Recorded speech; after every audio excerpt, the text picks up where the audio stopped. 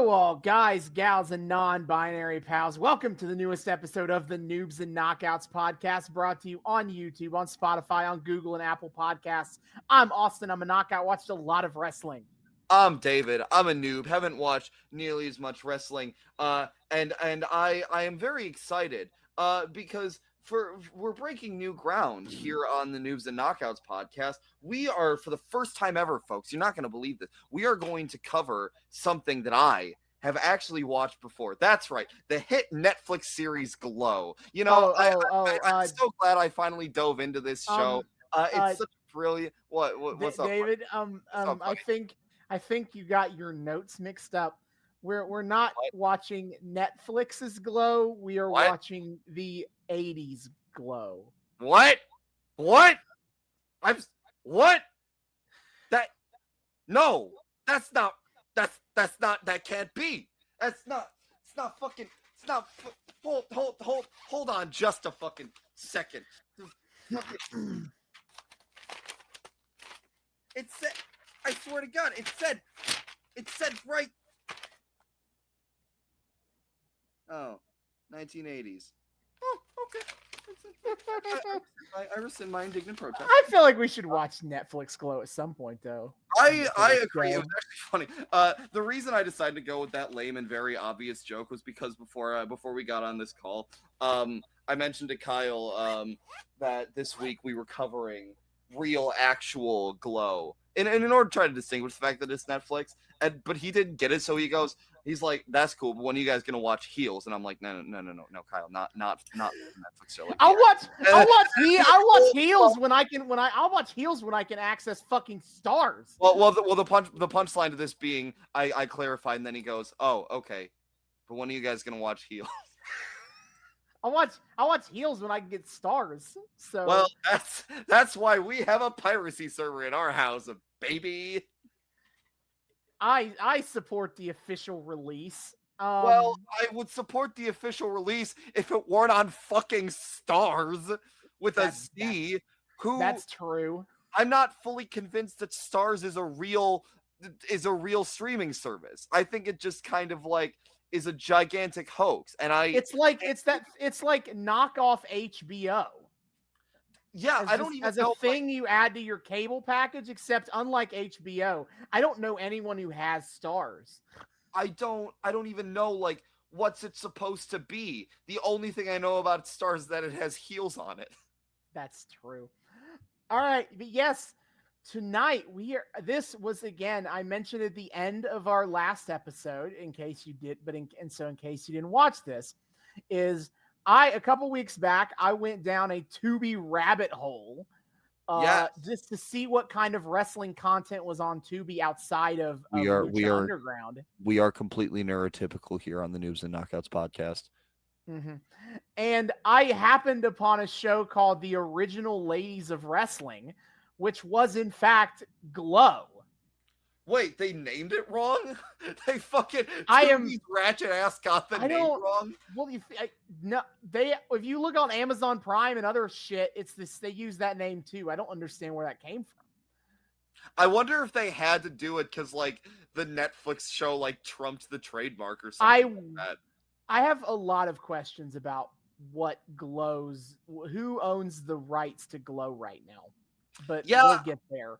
Okay, I please history. I'm so fascinated by this. So anyway, I find that OG Glow, some of it, is on Tubi. So I was like, we are gonna make this an episode on the podcast. Yeah, I think we have to. Yeah. So, what is Glow? Basically, Glow was a show that aired in syndication from 1986 to 1990. It was the very first televised all-women's wrestling show in America. The very first. No one else, really? No. But wait, fucking Mae Young and like I guess Moolah too, like they were part of promotions early on. Were those not gender segregated? No.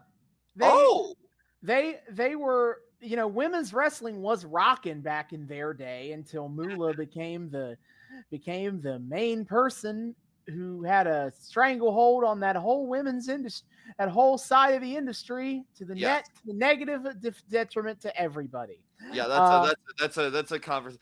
How the fucking Divas division can be traced back to Fabulous Moolah is an entire other can of worms. But yes. yeah, but basically, like, women's wrestling in America has, as I mentioned this when we were going over the briefest history of Joshi, back Yes. when we started the AEW arc, is basically women's wrestling in America has always been part of a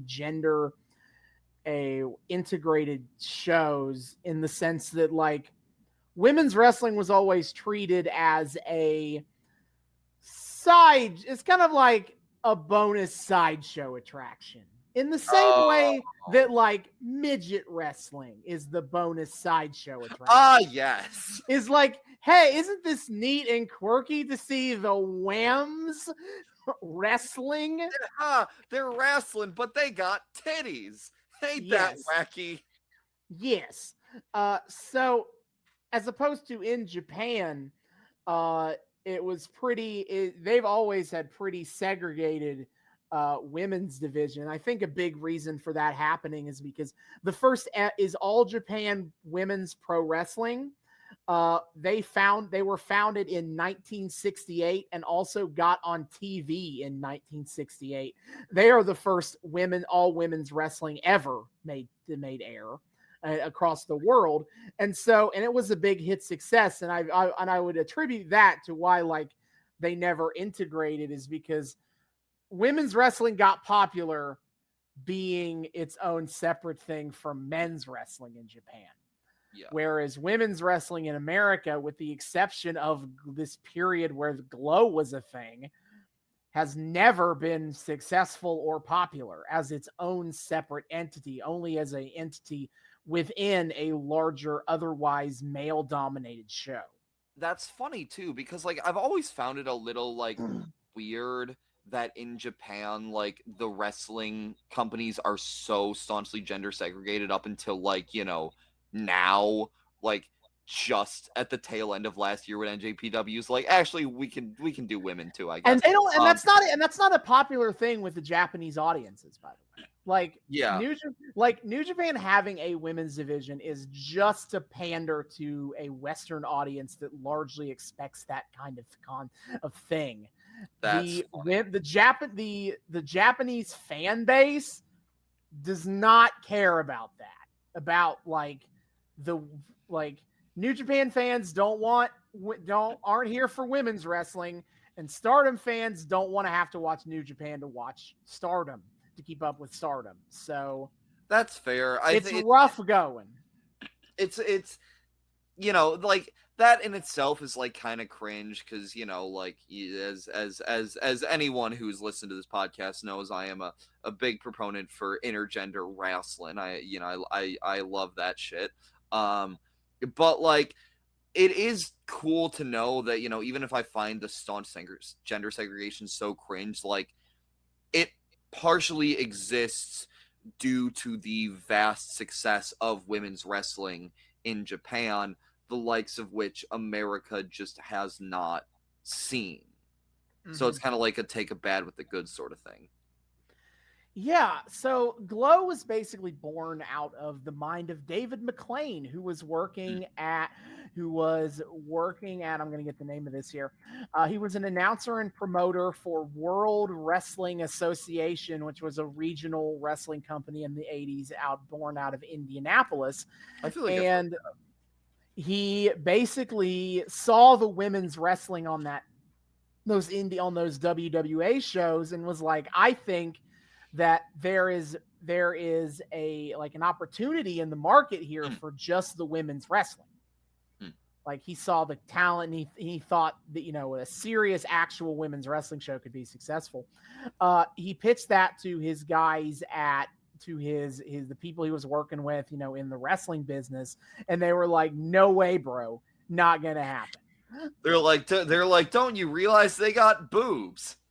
And they're like, "No, that's unprofitable. It'll just be a novelty that wears off quickly. It's not gonna." Yeah, which, like, work. To their credit, I feel like they were correct in that was like the landscape of the time. Like, obviously cringe fucking attitude to take, but like they uh David McLean here was kind of stepping outside the norm by being like, we can make this more than just a sideshow. Yeah, so he was like not deterred. He was undeterred by this, and he ended up, going all the way to Hollywood, and Oh shit. he put out casting notices in Hollywood, and like that's kind of the most unique element of Glow is versus pretty much any other type of wrestling company is because there wasn't a training system for women like we see today. It was pretty Yeah. much just moolah. It Um, was just work for Moolah or die. yeah, so like all of the women who were on Glow came at it from the perspective of being like athletes and aspiring models and actresses who kind of saw Glow as just another job, maybe the kind of thing to kind of be the thing to like get them a step up and kind of go on to bigger and better things. They weren't coming at it as like, I want to be doing a wrestling show Yeah, because something for the I want to resume, wrestle. right? Yeah, it was a resume thing. I was in the Gorgeous Ladies of Wrestling. Uh, and but they put out a casting call and they got a whole bunch of women. And David McLean hired Mando Guerrero, if that last name would ring a bell. He is Really? the he is the father of. He is in the same fam. Let's see here. Yeah, he is the Mando Guerrero is the second oldest son of Gory Guerrero and the brother of Chavo Guerrero Sr., Hector Guerrero, and Eddie Guerrero, and with Chavo Jr. as his nephew. So I assume this is an Eddie Senior and Eddie Junior as well, or was this just Eddie? this is just Eddie. Chavo's the only junior senior here. Wait, Uh, wait. Chavo was Eddie's nephew? yes. Oh, fuck. I assume they were like brothers or cousins or something. No. Eddie's brother is Chavo's dad. Chavo Holy Senior. shit. And That's so Mando Guerrero was also brothers with Eddie Guerrero, and he came in and he trained these women, so they could be, perfectly fine wrestlers. absolutely. That's so sick. I mean, you get the fucking Guerrero pedigree in there, absolutely. Hmm. And then he got together with a television distribution company, Independent Network Incorporated, and through his kind of connections with the executive of that company, he met up with Meshulam Rickless. Apologies if I messed that name up. But what you need to know about him is he was then a mogul in Hollywood and the owner of the Riviera Hotel and Casino in Las Vegas. Okay. And so he hooked up with him, and that, and also Rickless got him in touch with Matt Simber, who was a well-regarded exploitation movie director of the 1970s. Ah! He did a lot of sexploitation and blaxploitation movies on his resume. Fun. Also, sorry to run it back a second. Since we're all delving into our history here, I looked at why I was because I was like, how the fuck were like Eddie and Chavo or Chavo Jr. contemporaries like that? Eddie was like 3 years older than Chavo. This was he was not a very old uncle to Chavo Jr. No. Okay. No, he was not. So Matt Simber again, and his connection with Rickless is Rickless funded a movie that he was directing, Butterfly, which was a controversial movie because it was basically this like it was this like incest story. Yeah. With you here. And it received significant nominations from the Razzies, if that is a thing that is important. Oh hey.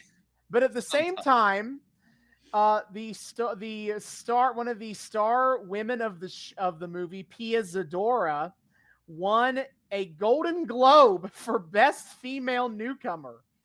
Uh, this was considered suspicious because Pia Zadora is Meshulam Riklis's wife. Oh, He and to be clear, he married her when he was 53 and she was 23. oh no. Oh no. And so he finances this movie starring his wife, Uh, and it largely Lot is of sex in critically it. panned for being shit. And then, but somehow she wins a Golden Globe for Best Female Newcomer, Hmm. leading to accusations that he bought the award. Oh, in the halcyon days of the 1980s, Austin, surely you jest. Never. He would never do. The Golden Globes would never stand for such The bad. Hollywood of the Hollywood 1980s. daring to succumb to such greed and politicking. King. Never. Never. Not once. It's impossible. Anyway, point being is that through those connections, Matt Simber hooked up with David McLean and became the director for Glow. That's such a wild domino effect. Yeah. So they filmed a pilot, and they introduced the show at the National Association of Television Program Executives Convention. Basically, back in the old days, you had to like go to a convention to sell your show to TV networks. You had to make a presentation and everything.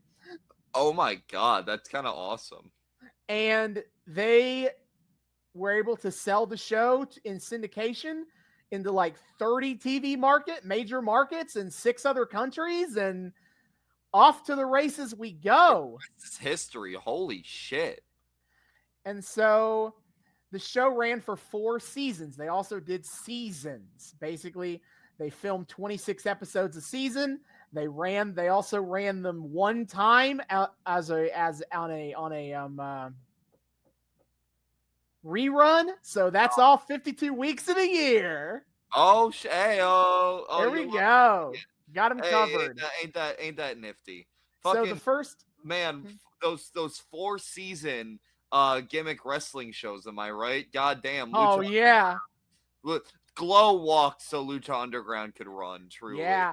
So the first 2 seasons of Glow were filmed in the Riviera Hotel and Casino to a casino crowd. There, that was just like go to the casino and watch the women's wrestling. That's so bizarre. I love that. Yeah. The women for a time lived at the casino before getting hotels nearby instead. Oh yeah, so much better. Upgrades people. And so the reason I always want to shout out now is that also on Tubi is the Story of Glow, a 2012 documentary put together about the history of Glow with a bunch of interviews from the women who were a part of it. Fantastic. I watched the documentary as part of my prep for this. Fantastic documentary. Would recommend it as well, along with that probably like helped inspire, like that maybe helped inspire the Netflix show or something. That's possibly. Let's see. Fuck.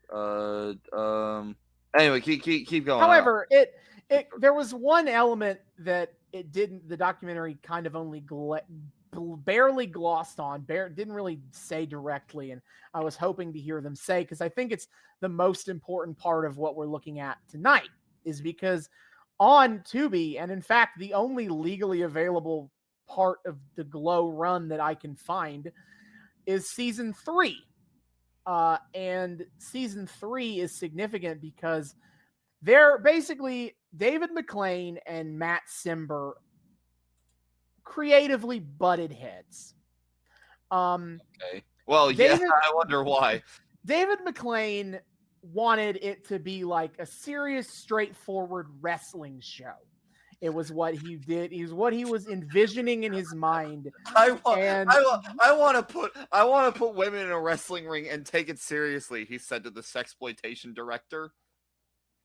Well, actually, you know what? From what his other, like, from what Matt Simber's career, filmography looks like, could have been worse. Um, with what Oh happened with no. Glow, but basically, like, I don't know if David McLean was getting them All Japan Pro Women's tapes, but I think that was more in his mind what he was hoping for. It was kind of a straightforward, serious wrestling show.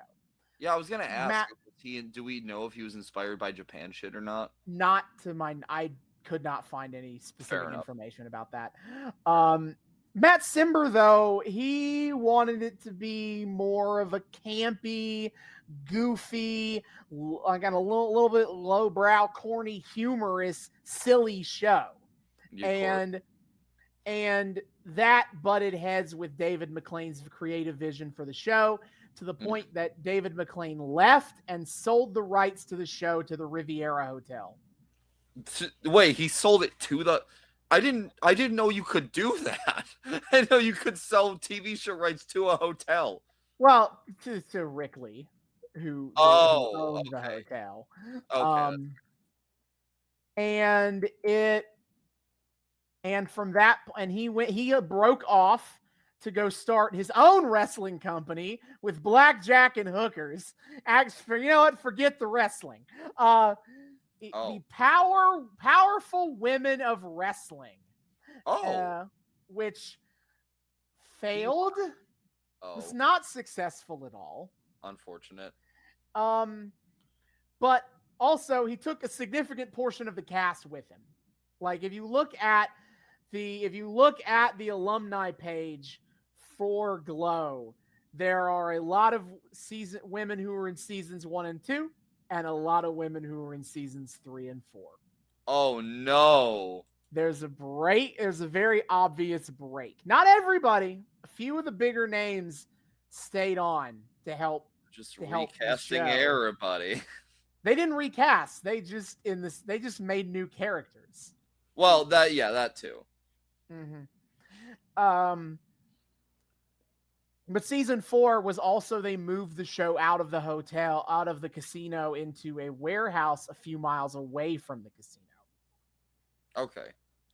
Is there any particular, like? I can't see why that is. And again, the documentary glosses over this particular transition. In fact, I don't think they directly talk about it at all. They make note of, like, David McLean tried to strike it out on his own without Matt Simber, but they don't explicitly talk about this whole split and why he did it and why the show moved venues eventually. Like, they don't really talk about any of that in the documentary. So I couldn't find out why this is. So the show was actually pretty goddamn successful for a syndicated wrestling show.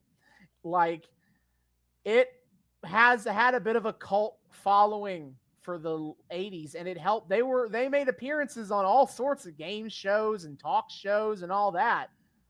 Like, they show clips in the documentary, like the time they thought they were on Joan Rivers, and the time they were on the Card Sharks and game show, and when they were on Family Feud competing against WCW wrestlers. Wait, real? Actually, yeah, there was a WCW versus Glow episodes of Family Feud. Bischoff probably would be chill with that. Fucking more than Vince would anyway. I don't think Bischoff was even in WCW at that point. I think this was like 1990 or something. Oh shit! You're right. Fuck, this would have been pre-Bischoff. Oh fuck, this was still like territory. Oh my god, that's so bizarre. I love that. And so, like, the show was, as far as we can tell, pretty successful overall.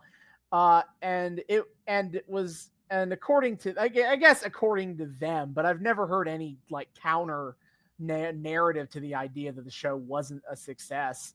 Like, they found they carved a niche out here.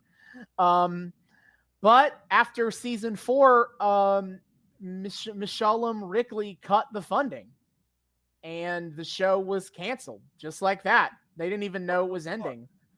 Now, the rumors going around of what was happening here is he said it was for personal reasons that he didn't want to fund this show anymore.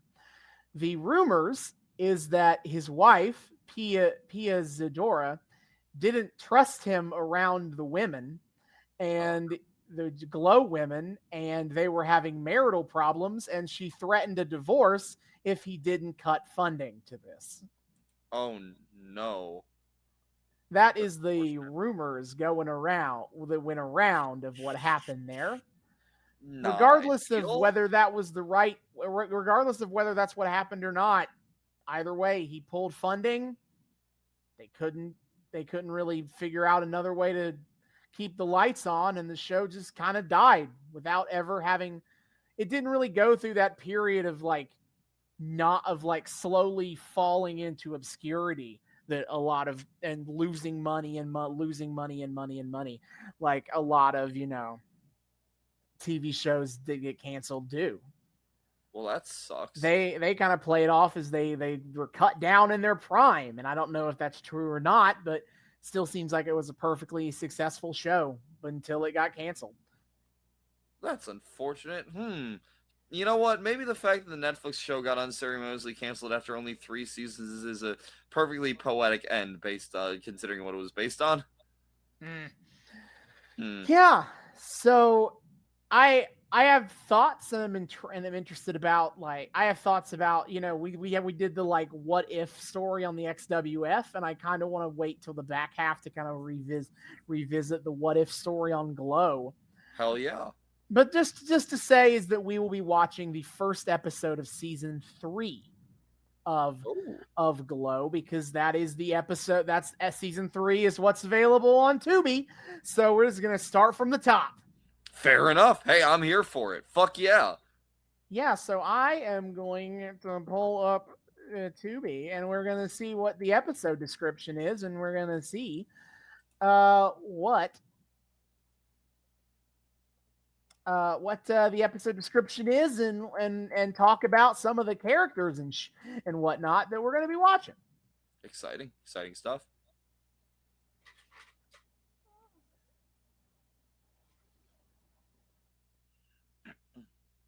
Do. Okay, so this is the description of the episode 1, season 1, episode 1, Ninochka's Reign.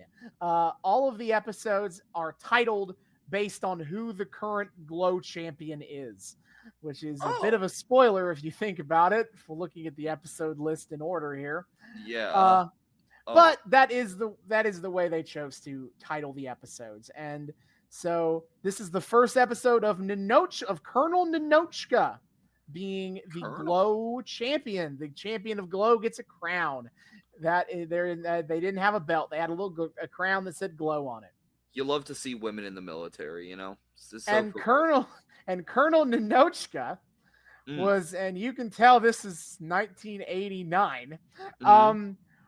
Was a top agent in the KGB, and she was like feeding you like they do skits where she like feeds info back to Russia about the United States. You know, when I get my directives from my comrades back in Soviet Russia, the place that I go, the place that I determine to be the most valuable um place for me to be as a great asset to my beloved home country of the USSR, in a women's wrestling league, where I make absolutely no attempts to hide my identity, and in fact give so little of a shit about hiding my own identity that I am on a nationally syndicated TV show. Yeah, I feel like she's not getting good intel for the Soviet Union. And I'm so happy that wrestling is like, real. You learn so many great historical facts, like how KGB agents would just send women to the US to be pro wrestlers as like the top way of gaining intel. Of course. All right. So here's the description. The ladies deal with the organization's changes in management. Basically, Ha! in story, David McLean was their owner as well, and so they wrote him out of the show. And So now they are also dealing with a change of management in story as well as out.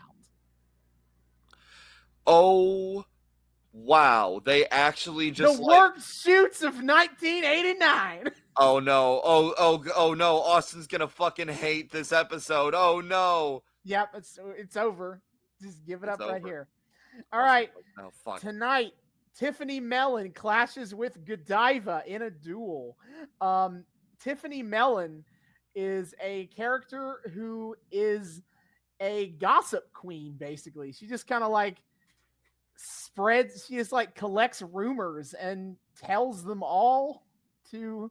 She's like a gossip columnist. It's weird. It's hard to describe Tiffany Mellon. We're to just, if you can, it's like Rule 34 but with wrestling gimmicks. If you can think, if it exists, it's a wrestling gimmick. Yeah. Whereas Godiva, they took literal inspiration from the goddess Godiva, the mythical character. She rides to a horse to the ring, and she wears like a flesh-colored bodysuit to kind of play off of the fact that Godiva is traditionally nude. And obviously, we can't go that far. Does she actually claim to be divine? Not that I'm aware of. Okay, so I was gonna say, man, how did anybody just like not immediately get that kayfabe was a thing by watching Glow?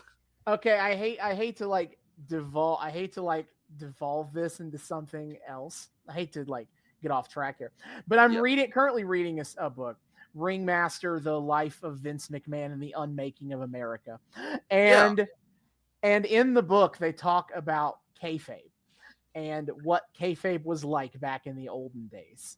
And the author presents a very funny image in my mind of like the wrestlers all think the fans are all in on, they're all rubes, that none of them know the truth about wrestling. They all think that kayfabe is adequately protected and nobody knows.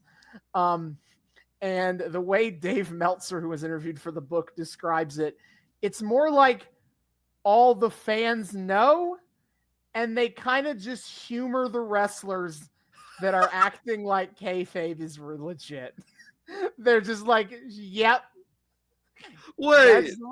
They're just like, yep.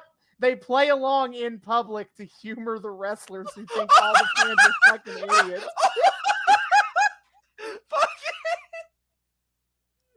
They're like, fucking, they see like a wrestler come around the corner, and the fans turn to each other and go, kayfabe, kayfabe. Kayfabe, kayfabe. We gotta remember. Oh my god, that's awesome. Mm-hmm. Holy shit, that's great. I adore that. I'm so happy you brought that up. Oh my god. I just thought it was really funny. The thought of like all the fans are just like coddling these idiots who think that we're the idiots. Now, plot twist, I was the idiot the whole time. Right, anyway. They're like, I already forgot the name of our current champ, but they're like, what's her name? Chola? Fuck. Ninachka. Ninachka. They're like, Ninachka, you send those secrets back to the Soviet Union. It's like this little pat on the head, like, you're so. Wait, she's a bad guy. We're so precious. No, Ninachka, don't send our secrets back to the Soviets. We would hate them. Right. Oh my gosh. Yeah. Amazing. So other matches. And Babe the Farmer's Daughter and Tulsa take on Bad Girls, Hollywood, and MTV. I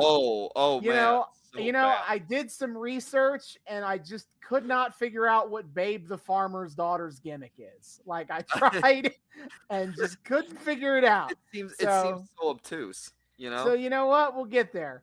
And Tulsa is a Oklahoma rodeo queen. Damn. It's so crazy that she's like from Oklahoma and her name is Tulsa. Like, isn't that just the neatest little coincidence? Man, what kind of shitty parents are you to have your kid born in Oklahoma and you name them Tulsa? The fucking absolute cringe. They're like they have absolutely no imagination. What should we name her? I don't fucking know. They see the birth certificate, like born at Tulsa Hospital. Yeah, sure, let's call her that. Why not? Yeah, Hollywood. I couldn't figure out exactly what her gimmick was supposed to be besides like hot woman of the 80s. I'm assuming it's split up. She's Hollywood. I assume it's not No, just it's one no, word. it's one word, Hollywood. Oh, you know what? Credit where credit is due for a bit of MTV restraint. is a pun though. It is Oh, the yeah, initials yes. for Melody Trouble Vixen. Yes. MTV. She's a Trouble rocker is chick quite if you literally her couldn't tell. middle name. She's a rocker chick if you couldn't tell. I am so shocked by Austin. How do they keep coming up with these cerebral concepts? Also, I just realized the trouble is my middle name bit. I didn't even think of that until Yes. you said it, and I'm like, oh Yeah. my god. Literally, it sounds like someone took a thing way too literally. She's like, "Trouble's my middle name. All right, The my name is absolute Natalie or geniuses. Melanie Trouble Valencia or whatever." Matt Simber, you genius! Oh, you bastard! I read your book. All right, so then the arena hosts some grueling arm wrestling matches tonight. Oh So my we're gonna do some arm wrestling shenanigans. shit! That's the only thing crazier than like normal wrestling is doing it like with only your arms. Fuck, man, that's some Yeah, crazy stuff. with a showdown boiling between Jackie Stallone and Aunt Kitty. All right, Aunt, time to Aunt explain that. Kitty. Time to explain that is so Jackie Stallone is the actual Jackie Stallone, mother to Sylvester Stallone. You've probably heard of him. Yeah. It's his actual mother. He's So, like, I feel like you should get a hobby now that you've retired. and her hobby was appearing on Glow as the babyface manager of all. She is just the manager of all the good guys. She is Stallone Every single one. Sweethearts. All the good guys are under Stallone Sweethearts. Does Sylvester Stallone come from like a performing pedigree? Fuck, we're going into so many rabbit holes here, but now I'm like so like curious. Fuck. Um. Parents. Frank Stallone Sr. was an Italian hairdresser, writer, and one-time actor. Well, the Jackie Stallone is called an American astrologer first and Astrologer. foremost. So Uh-oh. iffy, If iffy on that pedigree. oh dear. Anyway, And now Stallone made the Rocky 3 and was like, "Hey, Ma, this wrestling thing's pretty cool." wait, does he do wrestling in Rocky 3? Rocky 3 is the one where Hulk Hogan plays Thunder Lips, and it's a half boxing, half wrestling match. Oh my god, that's so I actually have not seen any of the Rocky movies, to be I've honest. seen the first Rocky, but I'll, the third I'll one, be CM Punk because I haven't seen Rocky 5 or whatever. Rocky 3 is the one he's never seen. Was the one? Okay, yes. Yeah, but that's the one where he fights Hulk Hogan, who is Thunder Lips, and they work a match that is like a knockoff of Muhammad Ali versus Antonio Inoki. So Sylvester Stallone spends the entire time on the floor just kicking Hulk Hogan. Got it. Ayo. Anyway, so again, Jackie Stallone Sweethearts, and Kitty Burke, who is not popular and important enough to have a Wikipedia page, is Aunt Ouch. Kitty, who is the manager of all the bad girls. Kitty's Killers. Oh, I see. They both love their alliteration. Delightful. Yeah, duh, of course. So, Absolutely. like, if in this Fed, there are the good girls who are the Stallone Sweethearts and the bad girls who are Kitty's Killers. That is how this works. I'm sure there will be nothing problematic to analyze in who they decide to delineate as the good guys and the bad guys. And then the last sentence is part of our descriptor here. Hoping to defend her title, Ninotchka battles against Sally, the farmer's daughter. So we have Babe the farmer's daughter and Sally the farmer's daughter. Are they sisters? Correct. No. What? We just have two the farmer's daughters? They have the same last name, Austin. How are they not related? I think they're two different farmers' daughters. Oh, well that damn, that seems There's actually a third. Season 2 had Amy the farmer's daughter. Okay, they had to have been a team at least, right? Like Probably. Glow got some trios belts going up in here. No, they actually had tag belts that were won by the Beverly Hills Girls in like right at the beginning of the show. And then they were won by Hollywood and Vine, and then they just kind of quietly dropped the whole thing. Well, that's unfortunate. Yeah, so they basically just like quietly never talk about it again. So the only real championship was the Glow Crown. That's fun. Do we have like any turns on this show, or is everybody just only ever good and only ever bad? There's a few turns on this show. Oh shit, that's cool. I'm not gonna say any because we might see them. Oh, and I don't want to spoil anything that potentially might happen. But I do know that there are some turns on the show. Well, that's cool. I legitimately thought that they might just have stagnant roles for the entire 4-season run, every single one. Nope. Oh, well, that's cool. You love to see it. Yeah, so that's kind of laid out the episode. These are hour-long episodes. That's kind of laying out the field of what we're going to watch here.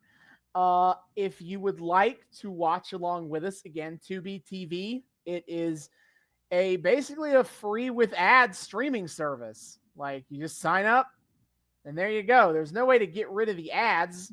That'd be nice. Can't even run an ad blocker. Can't even run ad blocker on the website. That's very unfortunate. But, again, a ton of free content, a lot of movies and TV shows and all sorts of stuff on Tubi. You'll love to see it. Hey, I just created an account right now. It's that easy, folks. Ain't that? Yeah. Easy? Yeah. So we will be back in the back half to discuss the first episode of season 3 of the original Gorgeous Ladies of Wrestling. Fuck yeah. And we are back. We have finished episode 1, season 3 of the original Gorgeous Ladies of Wrestling. Wow. So I come today in a bit of shock because I am not upset in the slightest. That was what you made me watch, Austin. Let's be clear, was garbage. It was garbo, but I can't help but kind of love it. Yes. This is. I wish that Glow had been airing when I was like in college, because they talk about in the Glow documentary how they like college age kids thought this shit was hilarious. Yeah. And I would have been so obsessed with Glow if Glow was airing when I was not even just when I was alive and an adult. I have to wonder, like, did they know? Did they know that like this was not good? They had to have known, right? Like this show feels like a show produced by people who know what wrestling is, but have never watched any other wrestling shows. And I say that kind of almost in the best way. Yeah. So like, I think they realized this was campy as shit. I don't think they saw this as necessarily bad. Yeah, because like, well, that's the thing is like, this is like, it's not good, but it's so earnest that it like shoots the moon to the point that we, as detached, ironic 20-somethings in the year of our Lord 2023, like feel a kinship with it. Like it circles all the way back to being relatable because of just how insane, like comically stupid it is. yeah. I feel like you can just start with that is on the episode if you want to like understand like where we're coming from here. Is they recap that at the end of last season they They wrote David McLean out of the show by calling him by revealing that he's a pervert. Yeah, they fucking made an angle out of David McLean getting forced out of the company. Where he is this weird pervert and they just ban him from Glow Arena forever. Which, like, because the way you described David McLean's exit to me in the front half made it seem like there was some not great terms to his, like, to his leaving. Like, I was like, that sounds like an exit that would probably leave a bad taste in his mouth. And, it doesn't seem like he was getting along as well with other people. So the fact that everybody played along into still making a, like, fully fun and goofy angle out of it is just kind of delightful. That's the worker's worker right there, David True. McLean. My man was dedicated to the end. All right. Mm-hmm. And we just quick cut to the locker room, to the Glow locker room, which they like almost what they do is they just have a billboard and the women are all off screen. So I think it's like the door to their locker room. Yeah. It seems like, and they like all have like all their names written on in their own, distinctive style. So they're just chatting around. I really need, I want to emphasize that after my first note was about them making an angle out of the David McLean run out angle. My second note was, oh no, the acting. And that was after maybe 1.5 lines of dialogue. No, the acting is all corny as hell. Not a lot of these women, as much as these women were trying to get to Hollywood, not a whole lot of them made it farther than this. And I'm cool. Honestly, I'm cool with that. This is the B level acting I'm here for. Yeah, I have to say, like, it kind of made me dread the rest of the episode, but I very quickly just kind of got acclimated to it, and it all just kind of fit into the puzzle for me. Yeah. And then I see, and the scene is, they're chittering away in their locker room, and it sounded like, they were kind of laughing at their own jokes too. And I was like, they're laughing almost sounds like a laugh track. But then in comes, they finally pull away from the door and they bring in the new commissioner, Johnny C. First comes Steve. Steve is the referee, and also IRL, he is like one of the head writers of Glow. And he is inserting himself here as like the referee character, and he's like, girls, we got a new management, and it's Johnny C. Yep, he is. Yeah. Unlike David McLean, he is only kayfabe, like a commissioner. Really? He is not. Okay. He's not a real IRL owner of Glow. And Steve introduced him. He's like, yes, he bought major shares in Glow and a bridge in Brooklyn too. And he says that, and nope. What I thought was the girls just laughing at their own jokes, but it sounded like a laugh. No, they got a fucking laugh track in here. During the promo segments, they have a fucking laugh track going. Oh my god! I think that's what won me over, was the fact that they had this goddamn laugh track playing. Yeah. For every, you can't lean in more if you tried, and you kind of have to love it. Also, holy high-pitched frequency, Batman. There was this fucking, man, this clearly, however this was filmed or broadcast did not age terribly well, because I heard a high-pitched screeching in my ear coming from just the recording in general on more than one occasion while watching this. Oof. And also owie. So he's I have to say, the laugh track happens, and it makes you think, like, man, this whole Glow thing would really make for some great scripted TV, huh? Yeah, crazy. I bet you could. I bet it would be really interesting if you did like a Netflix show.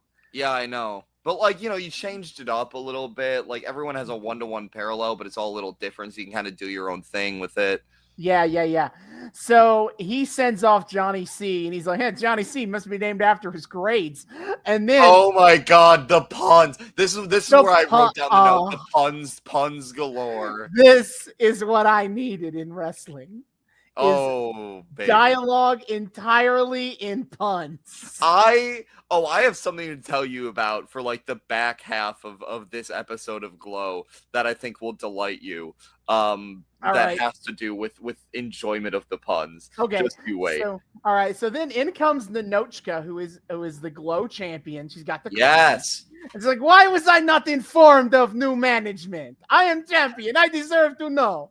And Steve goes like, well, we had money problems. And he's like, oh, and what exactly is our financial status? And he's like, well, it's something only you can appreciate. Oh, we're in the red. So yeah, this is the level of comedy we're dealing with on this show. I fucking loved it. And yeah, the best part is that this is every single fucking line of dialogue. All of them are like this. You kind of have to give it up to the writers for being able to craft 4 seasons worth of television scripts entirely out of bad puns. Every single line backstage is a pun. Every single line in a cut-in promo is a pun. Every single line from commentary is a pun.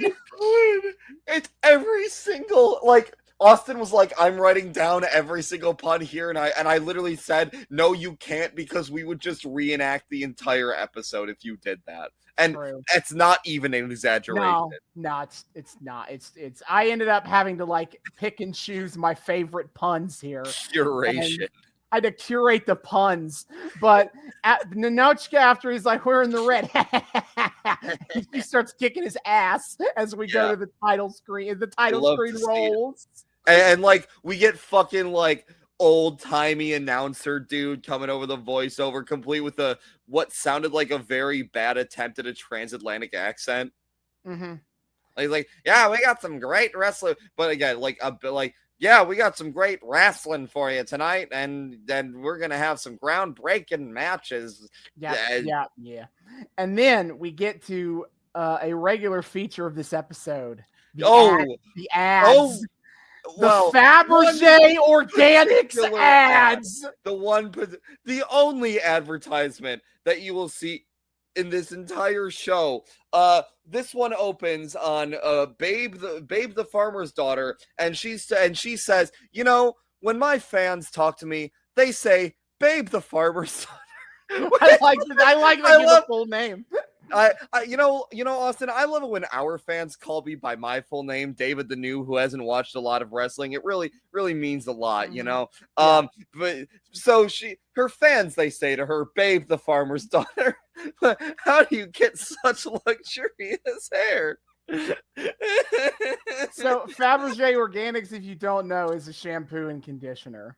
Yes. If you're not aware, and this is like the one major sponsor they ever get. So every episode is filled with these ads for Fabergé Organics. As I saw it open, and I had to give it up. This was actually a pretty cute like commercial. I was like, man, they're hawking a product, but it was kind of charming. Like it shows Babe the farmer's daughter in action, and her talking about like, you know, how the hair gives her volume and character, and it shows her overtaking, I think, Beastie in a fight. And she like poses victorious, like, yeah, Fabergé, and it was cute. And, like the pun game was strong. And I was like, man, that was a cute little one-off segment. I wonder what else they're gonna have from me. But then we got to Tiffany's Glow Gossip. So, okay, Tiffany Mellon, who's again, her gimmick is a gossip columnist. So she's just sitting here on her computer, I guess. Segment. I don't think that is her only gimmick, but I'll mention that at the end of this segment. Okay, so she's just like, haha, I have good gossip. Except I had to really like pay very close attention because holy shit, I am once again begging the sound to mix. The sound mixing in this entire episode. I had this closed captions on. Garbage. The music is always way too loud and their mics can't pick up. I'll tell you a thing that's way too loud when we actually get to the matches. So she tells a joke about Sally that I don't really get or remember what she was saying. I didn't even. But then she was like, Godiva, but like Godiva stepped and fell on her gorgeous locks. There was no major injury, but there was a hairline fracture. Yeah, so I guess apparently bad puns. oh yeah, and that fucking laugh. And then the one that I love the most for like absolutely forcing the joke was Mountain Fiji being gifted a robe from Samoa and 999 other island nations. You could call it 1,000 island dressing. Oh my god, that laugh made me want to die. Yeah, so I guess this is what qualifies for great gossip amongst the Glow columnists. I want to know, Austin, because they were hawking a Glow magazine at one point. And I want to know if they actually had a fucking Tiffany's like gossip column as part of the Glow magazine. Because I would not put it past them. Wouldn't put it past them, but I want to find me some of this old Glow magazine, see what's on the up and up here. Oh, I want to know too. I have to say, Tiffany's worst pun of all from this segment is how she closes off this segment, where she says, "Well, that's all for now, ta ta." And it's at this point that I put together that her last name is Melons, and that she is showing off just she got so much cleavage, so much boobage.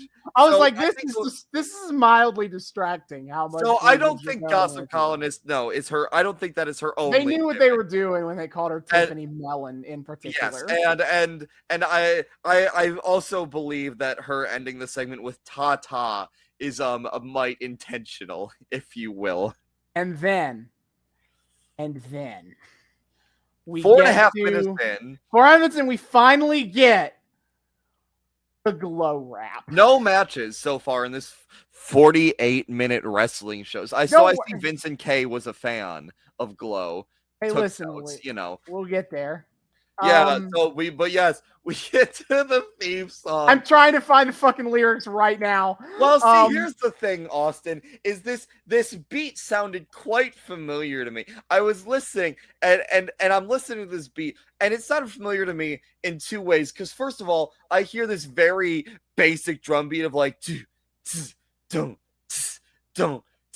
I mean, it's the most basic ass. Well, yeah. Beat. So the first place my mind goes, the state of Florida has asked us to disclose our sexual crimes. I don't know what that is, but what the fuck? Wait, you've never seen the Sex Offender Shuffle? No, I've not seen the Sex I need to show you the Sex Offender Shuffle. What the fuck do you mean? Oh boy. But also, you know what else? You know what revelation I had watching is the Super Bowl Shuffle? No. You know what? The revelation I had while watching the Wrestlicious opening theme song, which is all of the lady wrestlers doing a rap about the show. Wait. Oh no. The fucking Wrestlicious rap was Glow inspired. Yeah. They're all women's. I was just gonna say it's like 90% of all women, like Wrestlicious and Wow Women of Wrestling both take so many fucking cues from Glow. Oh yeah. Like the American wrestling understanding of what an all women's wrestling company looks like is Glow. Yeah, it's Glow. That was my big kind of revelation throughout the whole episode was, wait a minute. Wrestlicious was just trying to do Glow. And I had to stop and have a think about it because like Wrestlicious did make me fucking angry. Like it was funny, but it was also so deeply insulting and so deeply painful to watch. And I was wondering why I hated that so much, but I enjoyed Glow. And I feel like there's just this earnestness to Glow that you can't replicate with Jonathan What's His Nuts, like winning $1 gazillion and wanting. But he's JC. He owns the show. He's got the blade. He's got the bling, and he's got the dough. Why do you still remember that? I've watched the rap so many times because I think it's so stupid. Austin, I love it. Why? I'm not mad. I'm just disappointed. I figured as much, really. to my best efforts, I couldn't find the glow rap and lyrics, Unfortunate. but I absolutely loved it. It's like we're from the country, we're from the streets, and we're from the city, we're from a world that has no pity. And they're like, and it's slam bam, it's a wrestling jam. It was magic. It's better than the Wrestlicious rap because It's they aren't far trying better. to find words that rhyme with Wrestlicious. Yeah, it's just as corny, mind you. But again, And also most of them stay on rhythm.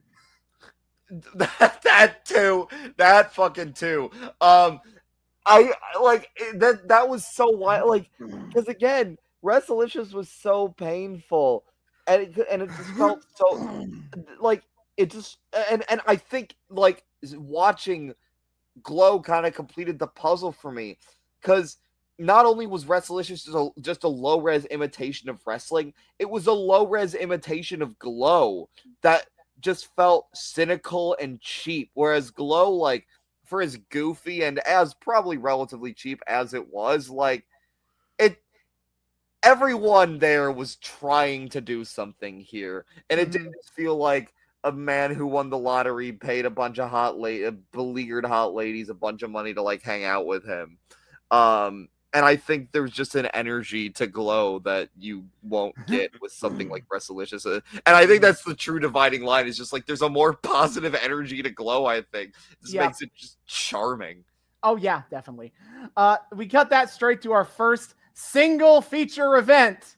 I was like, finally, the fuck does that mean? 5-6 minutes in? Tiffany Mellon versus Godiva. Godiva. So I'll be honest. When I was watching the Glow rap, I was like, what about the individual character spots? Because I know they have them. But where do those come in? Well, this is the group shots.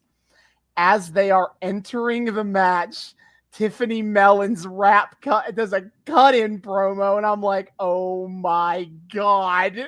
They don't have theme songs. They just have their own verses of the Glow rap. Yep.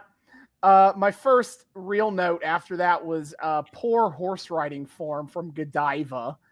She sits sideways with both of her legs hanging off of one side of the horse. No, that's side saddle. That's legit.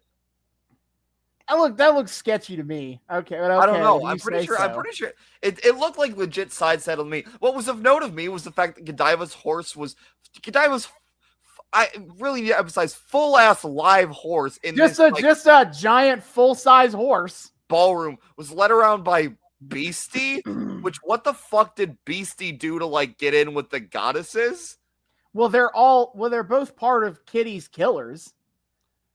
I mean, I don't know if it was easily understood by you, but Tiffany Mellon is one of the good guys, and Godiva is one of the bad guys. I assumed Godiva was one of the good ones. I also thought of that when I first looked into it, but no. Godiva is part of Aunt Kitty's Killers, and Tiffany Mellon is part of Stallone's Sweethearts. Well, that was the thing. Like, when Tiffany Mellon did her like gossip column spot, she read like a face to me, and I was like, oh, this is cute and charming. And then she comes in, it seems like she's acting like this heel bitch. Yeah, because when Godiva gets in the ring, Tiffany gets the mic and like yells at the horse and is like, hey Godiva, where are you going? We got a match. He's like, oh, she turns around. Oh, I'm sorry. I thought that you were the horse. Yes.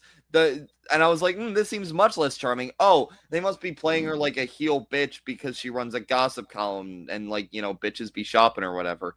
Also, like, I think it was at this point I don't know if we got Godiva's section of the rap or if we just got like another promo from her.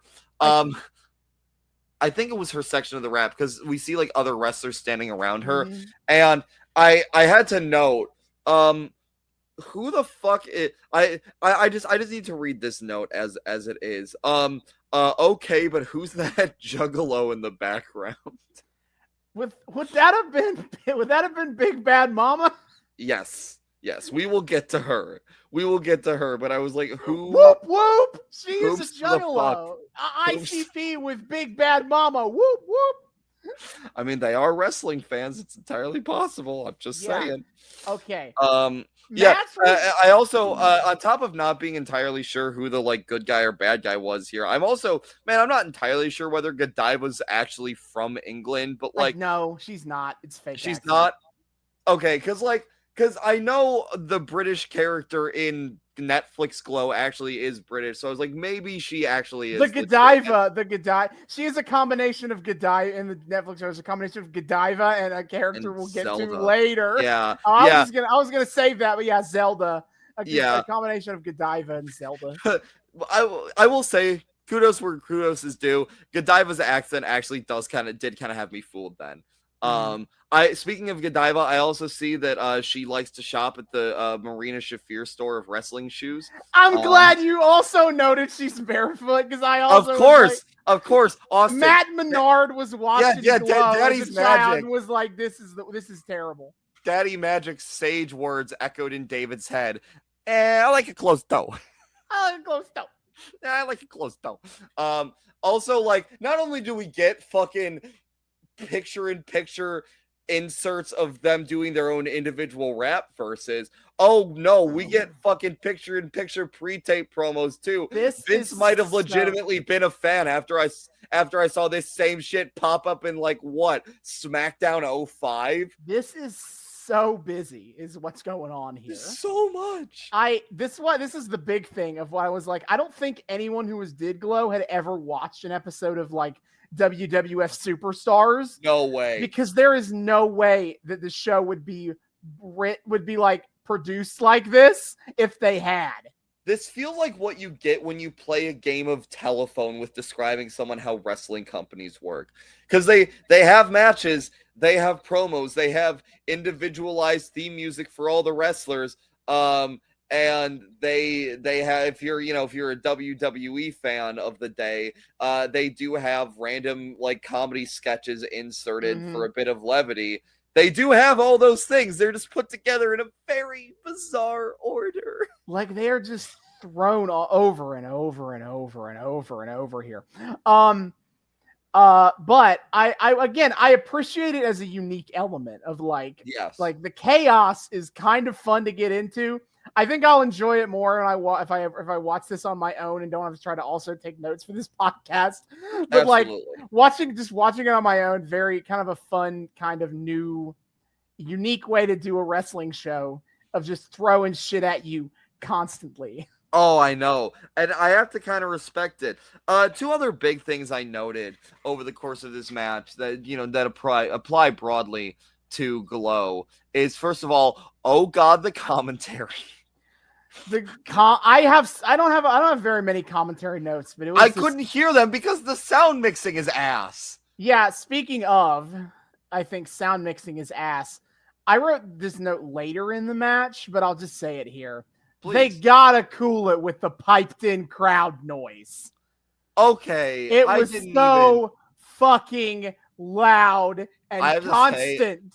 I didn't even think of that as canned, but yeah. Oh, it's so like it's not that I don't think the crowd that was there was unenthused. Oh, I'm sure they were fully into it. But like too much noise and too much continual noise for what that crowd was actually reacting. True. Like it was definitely it was just kind of it kind of became white noise. It was a white noise.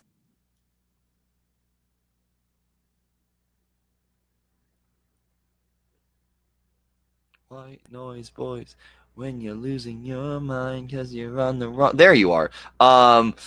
Anyway, yes, it was a white noise, and I couldn't maybe that's why I didn't notice really, because like it just blurred very quickly because it was so fucking constant.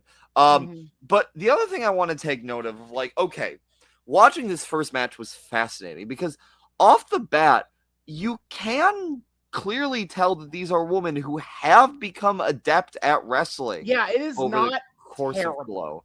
Like, these matches are, none of these turned out to be like spectacular showcases of work rate, but like they all make the work look decent. I have to say, like, and they're like going for some stuff. Yeah. It looks like they have put, for people who like never wrestled before the whatever few weeks of training they got before they had to start filming a wrestling TV show. They're not bad.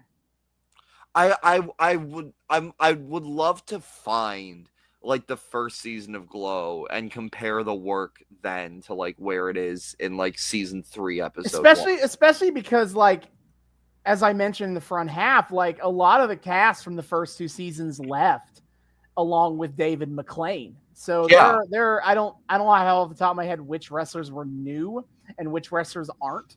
Actually, let's look that up right now. Like as we go along, who is new this season and who is not?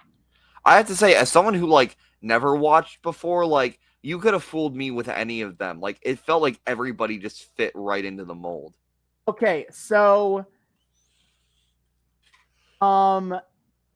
Godiva and Tiffany Mellon are both new characters. Okay, Godiva reads because like they were discussing her origins on commentary, and like the comment, man, I have never heard like sexualization so plainly spoken. It is like, so I know that like I understand that like they put her in the skin color suit to kind of make a joke to the idea that Godiva is traditionally depicted as nude, right?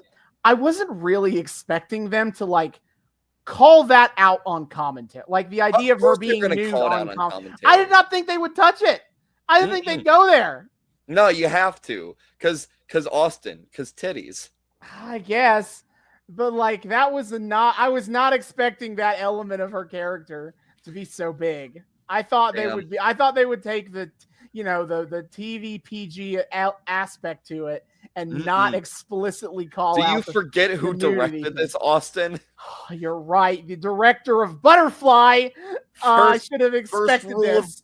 First rule of Glow, expect the unexpected. I should have expected a fucking exploitation director to like lean into the fact that a woman is, I guess, in kayfabe nude. Absolutely. Despite the fact that we can clearly tell she's wearing like multiple layers of like this flesh tone bodysuit. We are in syndication. We cannot actually show nipples. But we are gonna. Wouldn't it be cool if they were there? What if we implied it? What if we implied it? It's power of imagination, baby. But like I've never heard such sexualization like so plainly spoken, because they're like, yes, Godiva, she just appeared on the street the other day in the nude. A British commentator out here. I remember. I forgot about this. She rode nude on her horse once. You know, it was a one-time thing for the gamblers, but they hit the jackpot. I'm gonna take a wild guess that the British man I heard on commentary was not Lord Alfred Hayes. No, Alfred was still with the WWF. Cool. You know, I didn't want to believe he would, but you never know. Basically, decent match, and Godiva gets the dub after the slowest 3 count I think I've ever seen. Okay. I have a few notes I want to like bring up here. So here for the splash-based psychology, because this was when it was like they did a bit where like Godiva did a splash onto Tiffany, and then Tiffany did a splash onto Godiva, and then Godiva went for a splash and missed, and I was like, oh my god, psychology. Godiva picks up Tiffany and almost body slams her out of the ring. Goddamn, because she like picks up Tiffany Mellon and carries her like halfway across the ring in the body slam. Yeah, like actually impressive. Nah, and then Tiffany goes for a top rope move. Godiva moves the fuck out of the way to Samoa Joe style. So Tiffany jumps off the top rope in a tumble. And I was like, ta-da! Style. And then, that was actually really cute when she does like the little like somersault. I actually like that. And then Godiva had Tiffany in the corner, and she like jumped up onto like in a position of like if they were like not in a corner, she like would have wrapped her legs around this midsection kind of spot. That's kind of the idea of like where their bodies are to each other, and then just starts choking her out in the corner. And I was like, I don't think I've ever seen anyone like position themselves in the corner like that. That's kind of crazy. Yeah, then clear talent here. Yeah, Tiffany gets out of this position by just pushing Godiva over the ropes onto the floor. Just no fucks given. Just go. And she just kind of nonchalantly drops down herself afterward. That was no big deal. Goddamn. Yeah, and then Tiffany sends Godiva back into the ring, hits a top rope splash for 2 ? Because this happens and the referee counting is so slow, is so quiet. You can't even hear it. And so she pins Godiva and Steve is out of the shot. And so I'm just guessing what count they're on. But that's not the only time this happens on the show either. Yeah. But Godiva hits a crossbody off of the ropes for the win. Yes. She gets the dub on the slowest 3 count in the universe. And then there's we move on. Shoving after the match. A little bit of shovey. There's a little bit of shoving after every match. I just kind of learned to take it for granted. But then, oh no. My next note was at the gynecologist's office. Oh no. Yes, the gynecologist. Doctors Feel and Grope. Feel is spelled. Oh, I didn't even get that. Fuck. You didn't? Yeah, no, that was the first thing I saw. And I was too busy being the gynecologist. Oh no! And I was at work when I was watching this, and I had a female coworker in the room with me. And right as this came on, I was like, "Oh no!" No. And Dr. Feel, F-I-E-L. This isn't a porn. And this isn't porn. This isn't porn. I insist as I slowly shrink down and turn into a corn cup. Yeah. And Dr. Grope, which is just spelled like grope. It doesn't even have a They don't even try to be cute about it. Don't even try. You could have switched the O and the P, but no. And it's fucking complete with bulk and skull music. Yeah. Okay.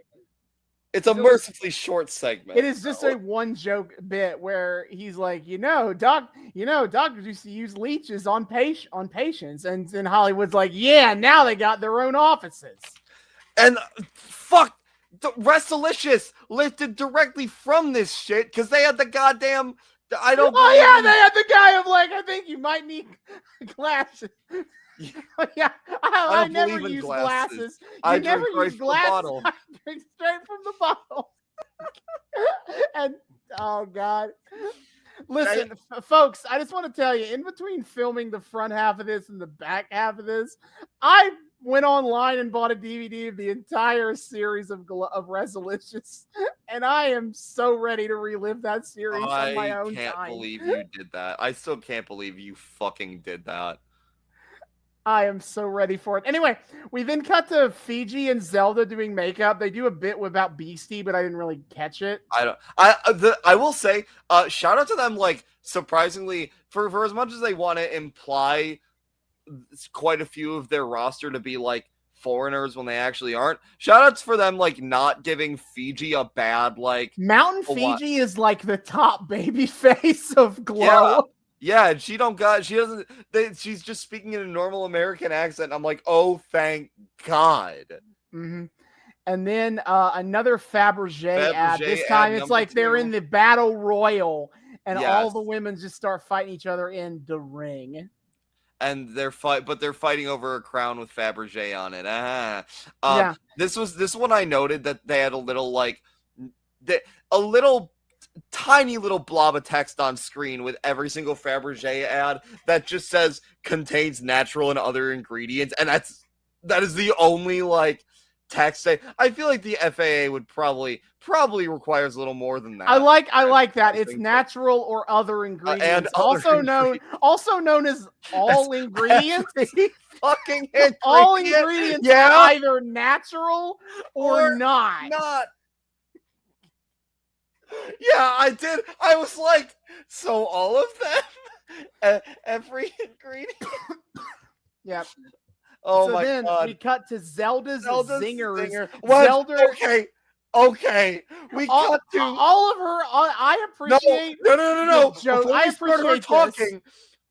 Before we start our talking, I need to preface this. So Zelda is the nerd character. She's a nerd. She's in the library. She dresses like Debbie. She dresses like Jesus, she's dressed in like schoolgirl shit. Yeah, scrawny little thing, nerd glasses. They fucking like put her name in analog clock font. So like she's supposed to be the intellectual. But you know what I noticed, Austin? What was They that? forgot the title card for Zelda Zingers. And it's Zelda's Zingers with an apostrophe before both S's. Zelda's Zinger apostrophe S. Zingers what? Absolutely. Top notch. This is what I'm here for. You can't pay for this type Okay. of next level writing. So, like, the thing with Zelda is she doesn't insult other wrestlers. She, like, does really bad singers about real world shit. Pulls fucking social commentary from R. Like, the very I-14 first and thing she Mrs. mentions G. is the Iran Contra. I was like, And what? I was like, oh no. What did you just say? I'm sorry, what? I should have gone back and wrote down what she said about Iran Contra. I was too stun-locked that she even said that. Yeah, she fucking it's not anything related to Glow. It's her just fucking pulling like Reddit atheist commentary. Okay, I did write down all automation is replace human error with computer error, which is much harder to correct. And I'm like, damn, based. Anyway. But I was like, what the fuck? I appreciate this. It's almost like the anti-jokes. The anti-joke of Glow. Like I feel like I wish this wasn't like the second version of this skit. Like all the Glow women have their own version of this exact skit. And I wish this hadn't been the second one of this I saw, because I feel like it would be so much funnier to like as an established bit, like, oh yeah, everyone's gonna make fun of the rest of other wrestlers, and then here comes Zelda just doing social commentary, and this is what she thinks zingers are because she's a big nerd. Imagine if Glow got to like actually survive and have a long life. Fucking Glow 2001 has Zelda fucking legacy member of the company Zelda, their zinger spot being like they say that Osama bin Laden. Twins. Jet fuel can't melt steel beams. They say jet fuel can't melt steel beams. Yeah, Zelda becomes a 9/11 truther. That would have been such a fascinating arc for this character.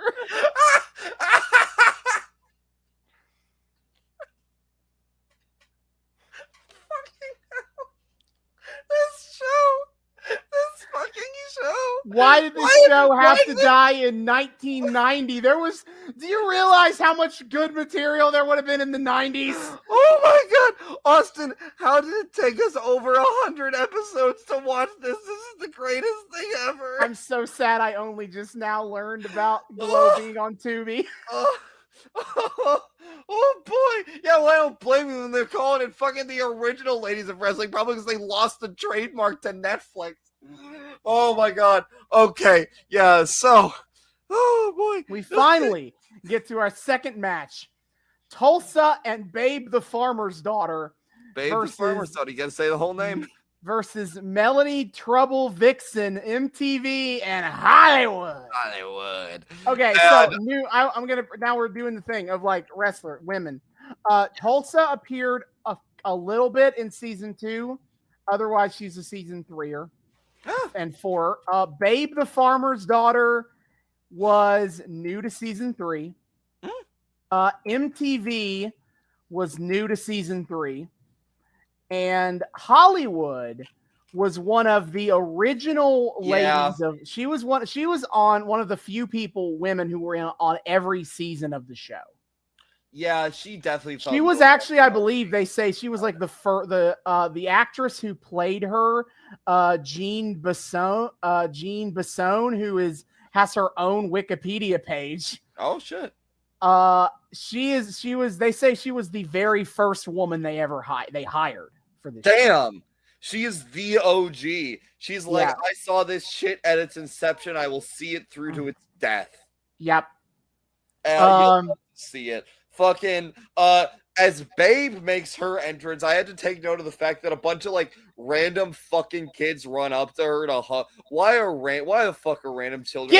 Teach your kids to not just run up to performers in the middle of the show. At least it's not creepy old men running up to give Babe a hug, you know? No, this show thankfully does not have a like creepy old pervert demographic. You'll love to see it. But yeah, so Babe and Tulsa enter the ring, and they're like attempting to cut a promo with Johnny C, except fucking we cut to MTV in Hollywood doing like, they're like, where is MTV in Hollywood? They gotta get in the match, and they like try to sneak into the ring an ambush attack. May I just say, they come from the usual like spot entrance ramp. Yeah, they come from the usual entrance ramp. They just Hollywood or Babe and Tulsa just have their backs turned to that side of the ring and are not paying attention for some reason. And like, yeah, it's called that.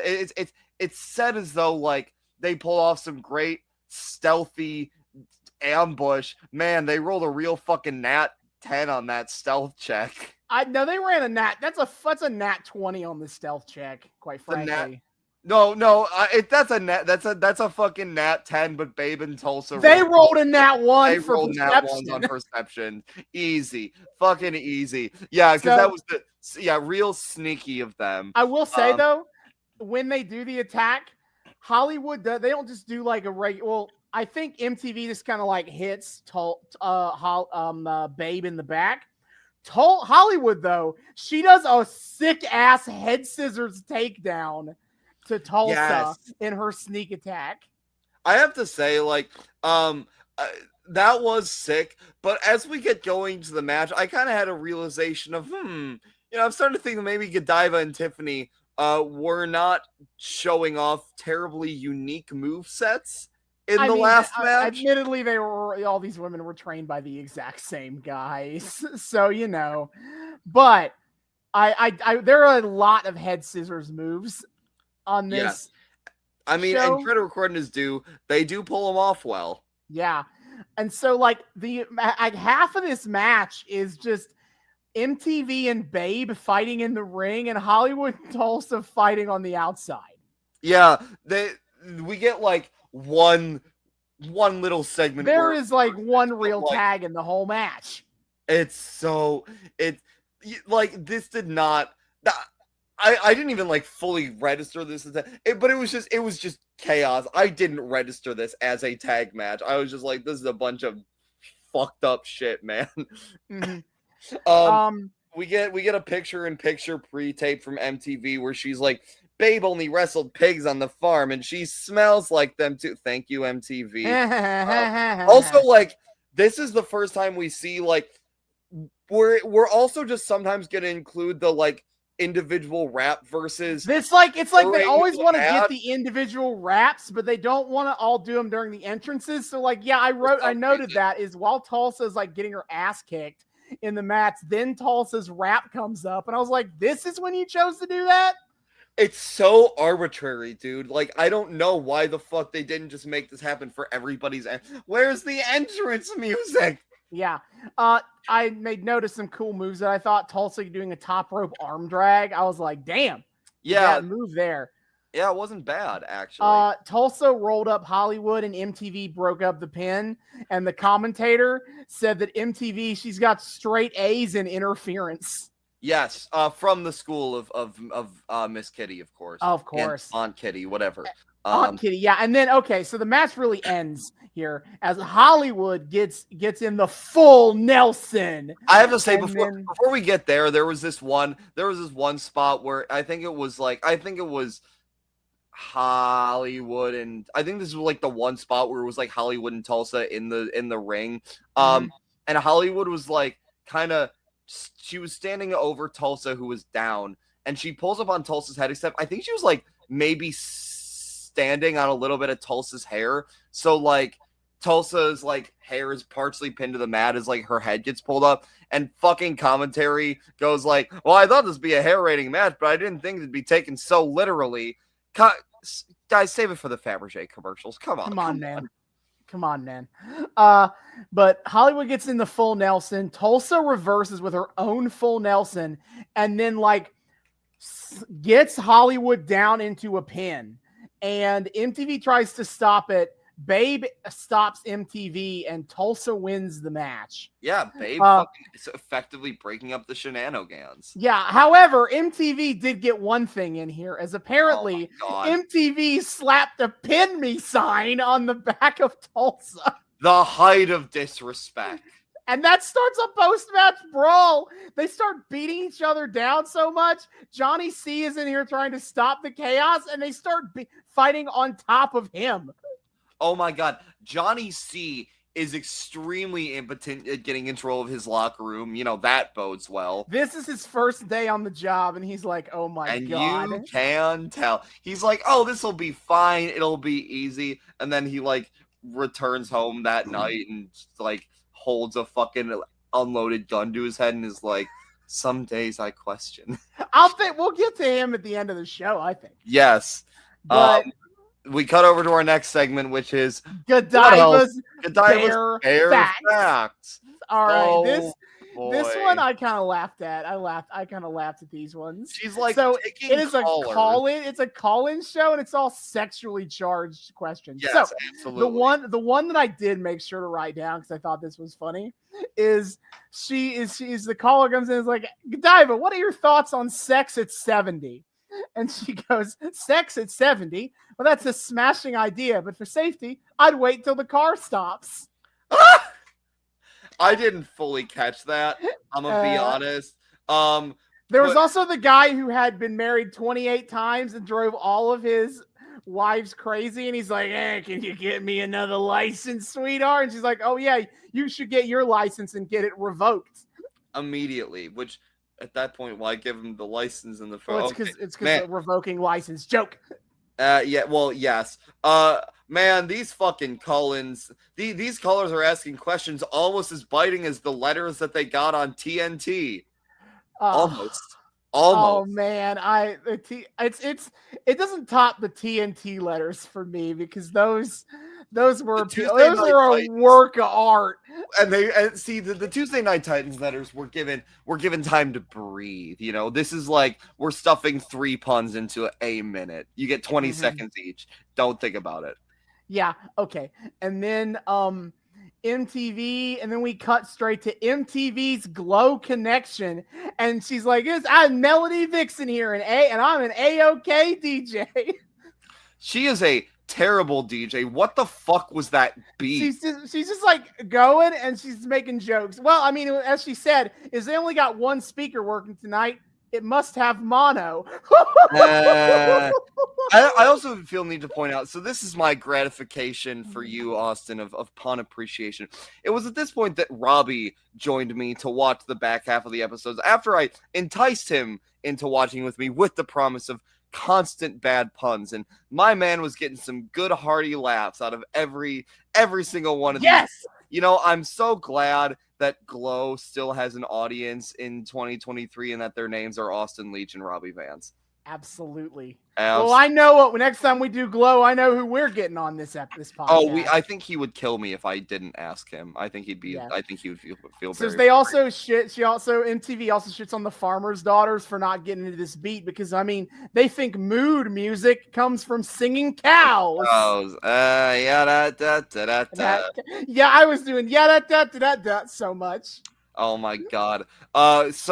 So we cut back to the ring with Johnny C saying, "Welcome back to Glow," to which Robbie responded, "I never left," which he makes a good point. Also, oh man, it's time for the arm wrestling contest. Yep, it is Big Bad Mama versus Mountain Fiji in an arm wrestling contest. You know, Austin, when you told me about Big Mad Mama, and I can't remember if you mentioned her in the front half, when I was hearing about her throughout the episode, I I was not picturing what, you know, maybe she's just very light skinned, but Austin, to me, that looked like a white woman under that makeup. No, it's not. It is She's not, 100% she's not. black. No, that's a Okay. black. That's a black woman. Okay. Okay, I can breathe a little deep. But either way, they got her in It some. is. It's fascinating that they wanted to do like stereotypical black housewife that would be in like a Tom and Jerry cartoon and a voodoo priest in the same gimmick. Yeah, they couldn't decide which stereotype they wanted to roll with, so they said Porque no los dos. Both. Yeah, Would absolutely. not have expected them to try to roll those two gimmicks into one. Outstanding. I have to so yes, so we're in the arm wrestling portion of the tonight's proceedings.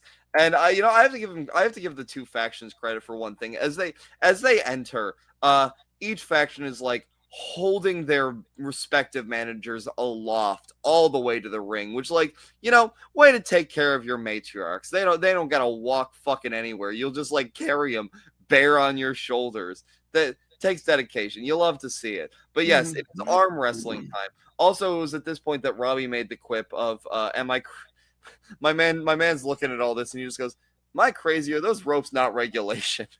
No way. Probably No way. not. Probably not. So of course, who else? It is Big Mama Voodoo, Big Bad Voodoo. Big Bad Mama. Big Bad Mama, pardon me. We got Big Bad Mama stepping up to the plate against Fiji, pardon me, the two strongest girls of Yeah. So they get fucking these ladies don't know how to work an arm wrestling contest. Well, I'll tell you that. First, I gotta point out commentary saying of Big Bad Mama that she's the master of black magic, and I don't mean the song. And yes, so they square up for the arm wrestling angle, and that shit immediately goes out the window. Okay, so I'm gonna open with this, talking about like how WWE does arm wrestling contests, and we can compare and contrast. Okay. So what they do in WWE every single fucking time is they get these two guys in the ring and they're doing the arm wrestling and they get going and the heel looks like he's about to win. But then the baby face, first of all, there's always a lot of kerfuffle. Like there's always like stop and starts of like, oh, they're about to start. But then the heel is like, whoa, okay, back up a little bit. I'm not ready. And then they actually do it. And we get in there. And the baby face is about to win. And the heel attacks the baby face before they actually win the arm wrestling contest. Man, I'm starting to suspect, Austin, that these guys that these people who run wrestling promotions don't feel terribly comfortable with the idea of making an actual segment out of arm wrestling on a pro wrestling show. Yeah, so for this arm wrestling contest, immediately Fiji almost wins, and allegedly Big Mama knocks the table over. I say allegedly because I got a comment about the next arm wrestling contest. But that is the story they're telling, is that Big Mama, like a sore loser, knocked the table over. But I did, like, it was 2 seconds long, and like I couldn't even register that there was a winner because the table, it's not a clean knockover. It looks like accidental and super light from that. Like it looks like a gentle nudge toppled the table to its doom. Yeah, and so Steve is like declares Fiji the winner because Mama knocked the table over, and Fiji will be fined. He yells at Aunt Kitty that she is going to be fined for this. Under what logic? Whatever. And then after the match, for some reason, Johnny C is trying to interview Aunt Kitty, and Aunt Kitty is like, Mrs. Stallone, I challenge her to an arm wrestling match.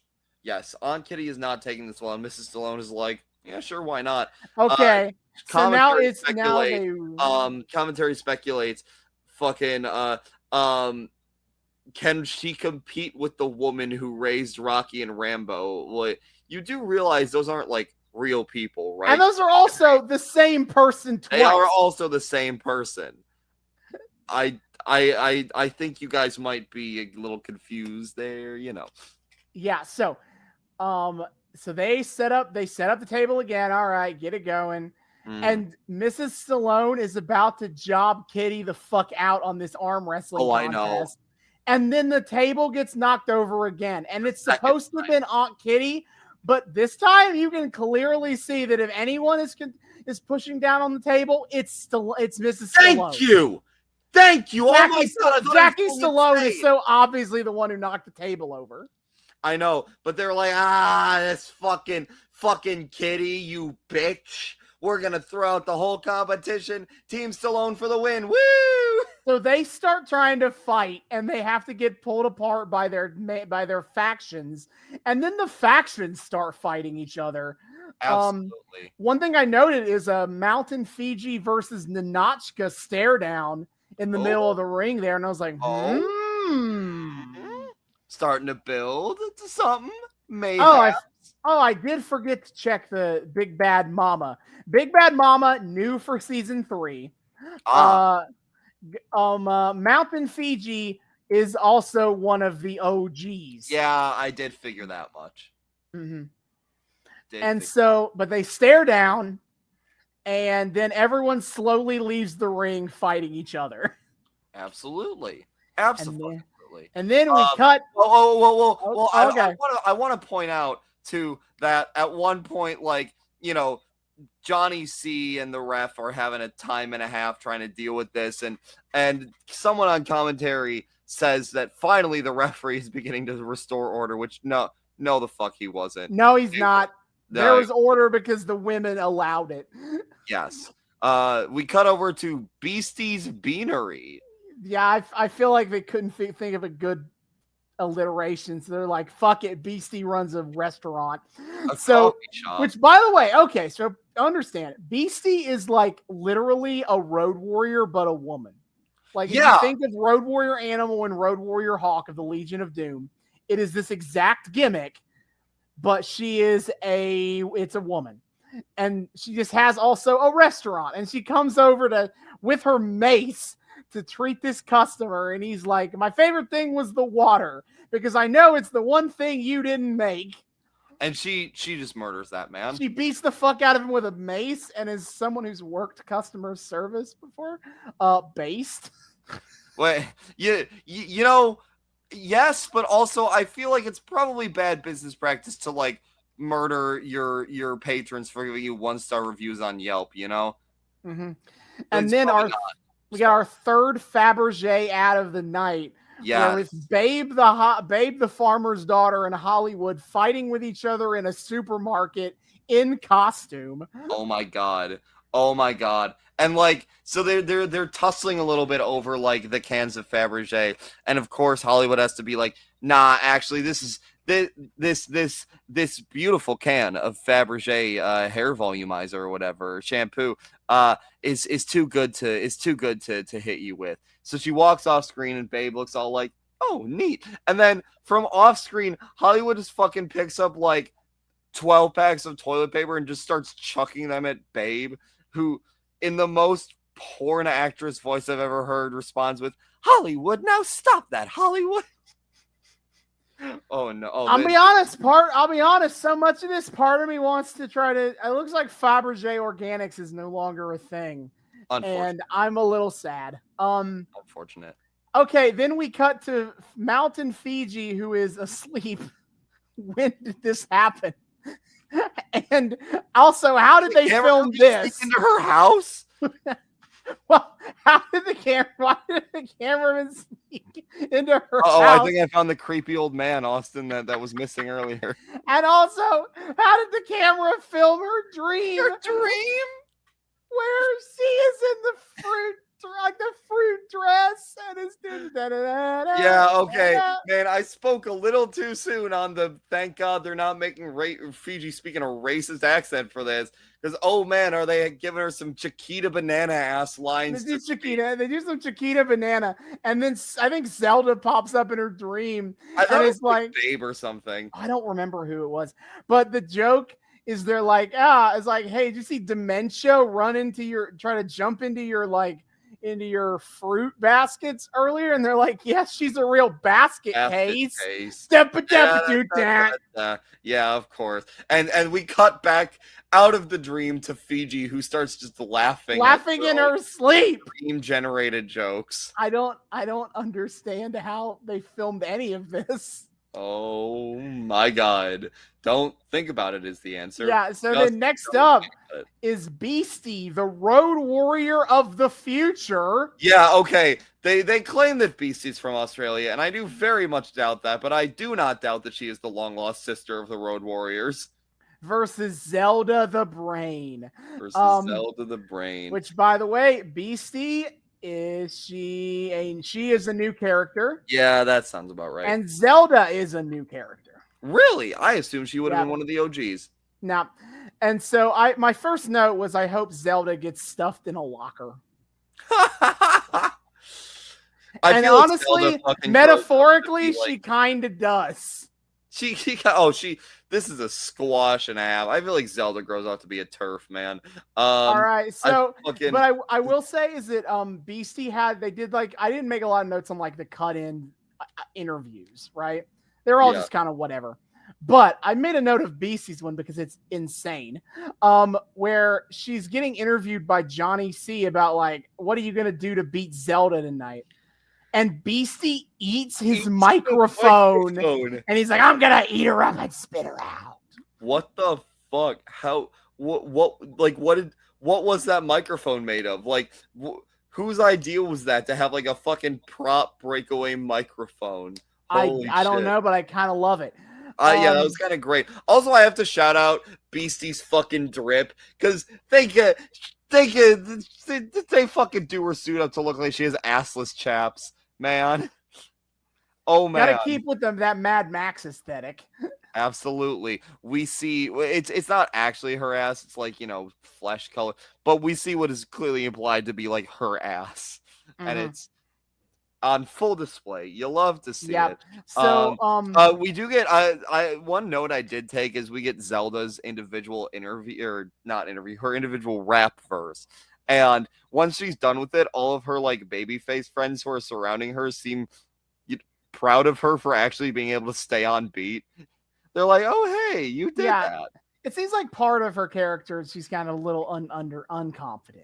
She is a meek little nerd. Absolutely. So, okay, BC, this is a squash match. She beats the fuck out of Zelda and with no difficulty at all. None whatsoever. One thing I did not that I thought was hilarious is BC sends Zelda to the outside. Oh no, what happens is Zelda is like, I got tricks up my sleeve in her like pre-tape interview. Yeah. And so I know Fiji's from the future. I've done my research, so I have some tricks ready to go to overcome. She pulls out a fucking gag flower that squirts water, squirts it in BC's eyes, and then she runs out of the ring and tries to hide behind a fan. Yes, here's the thing. Fucking, once again, the morality's fucked up, because I'm like, isn't hiding behind civilians a heel move? That's hilarious. She like stakes some girl's seat and has the girl sit on top of her, and she tries to hide. That was so goddamn funny. But Beastie, of course, easily catches her, and takes her back to the ring. Commentary notes that Beastie is one of the more unorthodox wrestlers that's on the roster, as if Zelda did not just use a fucking gag flower to spray Fiji with water and then have a fan sit on her lap in the audience to try to hide. But no, Beastie's the unorthodox one. Who else here does an airplane spin? Yes, it's unorthodox to have a good fucking unique moveset in Glow. Silly me. Of course. So basically, BC just starts hitting power move after power move after power move, and then she hits a second rope splash for the win. Yeah, I get the feeling Zelda doesn't get to win much, does she? Probably not. Not. But BC keeps trying to whoop ass, and in runs Mountain Fiji. Yeah, she's here to save her bestie. And okay, really cool shot and move here. Fiji runs in and grabs BC around the waist from behind to like German her out. And the look on Beastie's eyes when Fiji picks her up is like, oh shit. Dude, I have to say that this is just more proof that there are no inter-character dynamics than the gold-hearted giant and the scrawny nerd. There you get nothing better. Fiji sticking Zelda with Fiji upon the former's debut was a stroke of genius. Brilliant. In my humble opinion. Brilliant. So they try to like do a post-match interview with Zelda. I think they botched something somewhere because the timing is weird. And the fucking mic, the mic doesn't work. Please. Yeah, but eventually BC tries to interfere and be a bad after they loser. Ran her out of the ring once. So Fiji just body slams her over the top rope and out of the ring. Just dumps her. Just fucking I do quite enjoy Fiji here. I am a Fiji enjoyer. Yep. And then cut to our next segment. Loved this. Yes. Okay. Easy as KGB. Which, oh my god, the eye roll that elicited from me was ow. The eyes rolled so hard they hurt. But oh man, was it all worth it? Because fucking out steps Ninotchka in very let me slip into something more comfortable garb, and immediately I was like, Ninotchka's trying to flirt with me. Was my exact note. And then my next note was please go on. Vladimir is both a cock block and a moron. Absolutely. So I want to take note of once the segment got announced, just as soon, once we saw the easiest KGB title pop up on screen, Robbie all of a sudden, who's still sitting with me, goes, "Oh shit, I forgot I have a fantasy football thing I have to do." And then the Notchka steps out and he just kind of freezes for a second, goes, "Fantasy can wait." Yeah, mommy. But okay, yeah. So she gets a call from her KGB agents. Right there. Very potentially KGB agent Vladimir Putin. Yeah, but Vladimir's a fucking moron. Because he's like he's calling in the hot scoop for Ninotchka. And he's like, American girls put animals in their hair. And she's like, the fuck are you talking about? And he's like, some girl told me she put moose in her hair. And Ninotchka's like, you fucking... She's I am going to make you a janitor in the Kremlin, you fucking idiot. I have to say, for as much as we were talking about, the Netflix show took a lot of liberties with the history of Glow and whatnot, changing a lot of things up, I am glad that the one thing the Netflix show was 100% accurate to was just how deeply relentless and goofy the Soviet Russia jokes were.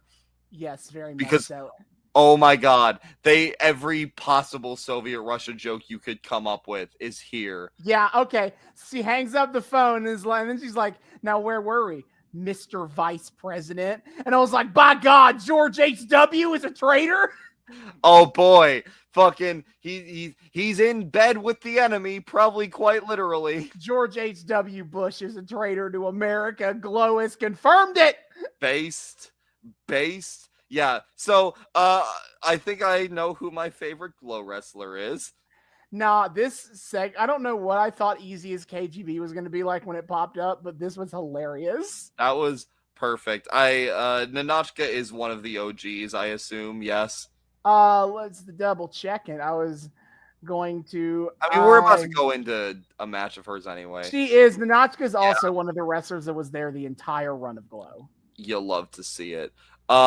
We get one more Fabergé organic ad. One last Fabergé ad. And then Country Girl Dates. Okay.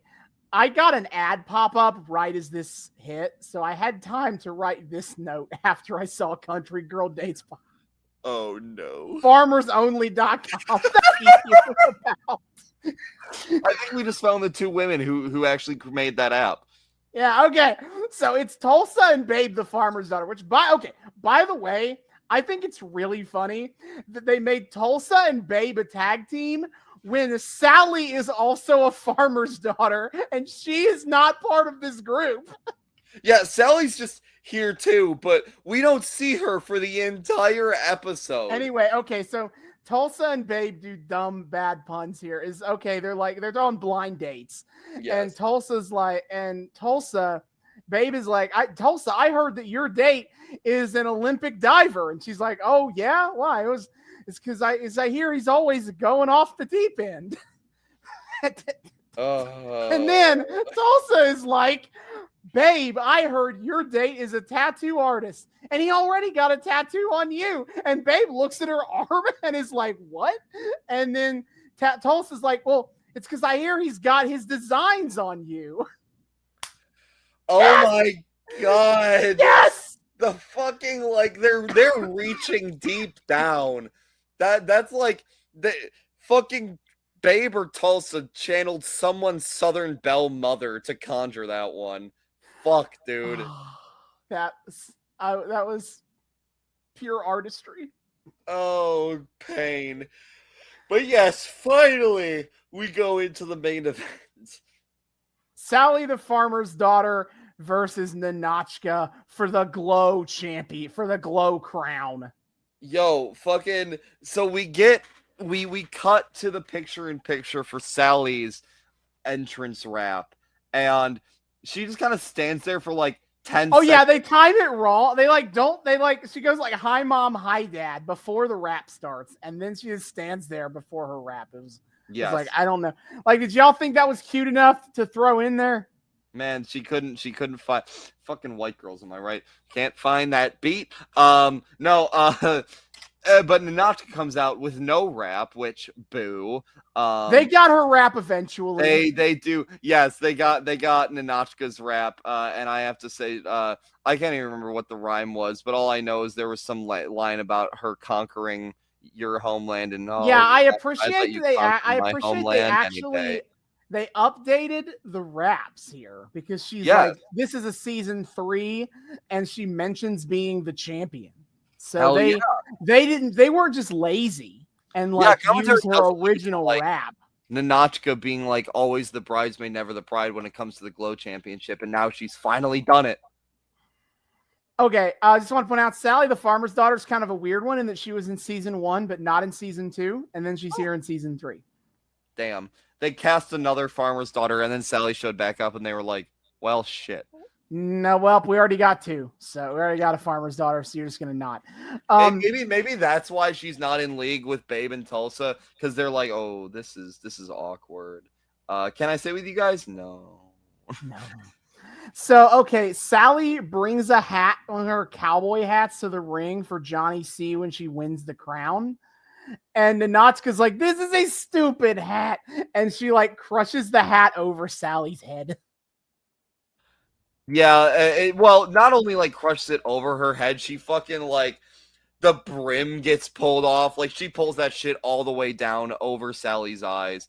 Okay, this match was honestly mostly a Ninotchka take. Like this was a established Ninotchka as the dominant champion match. I will say Sally does do like decent work. She does. Okay, a thing I noted is Sally. She did a move where she had Ninotchka in a headlock, and then she ran up the top rope with Ninotchka in the headlock, and then tried to like slam her down off the top rope.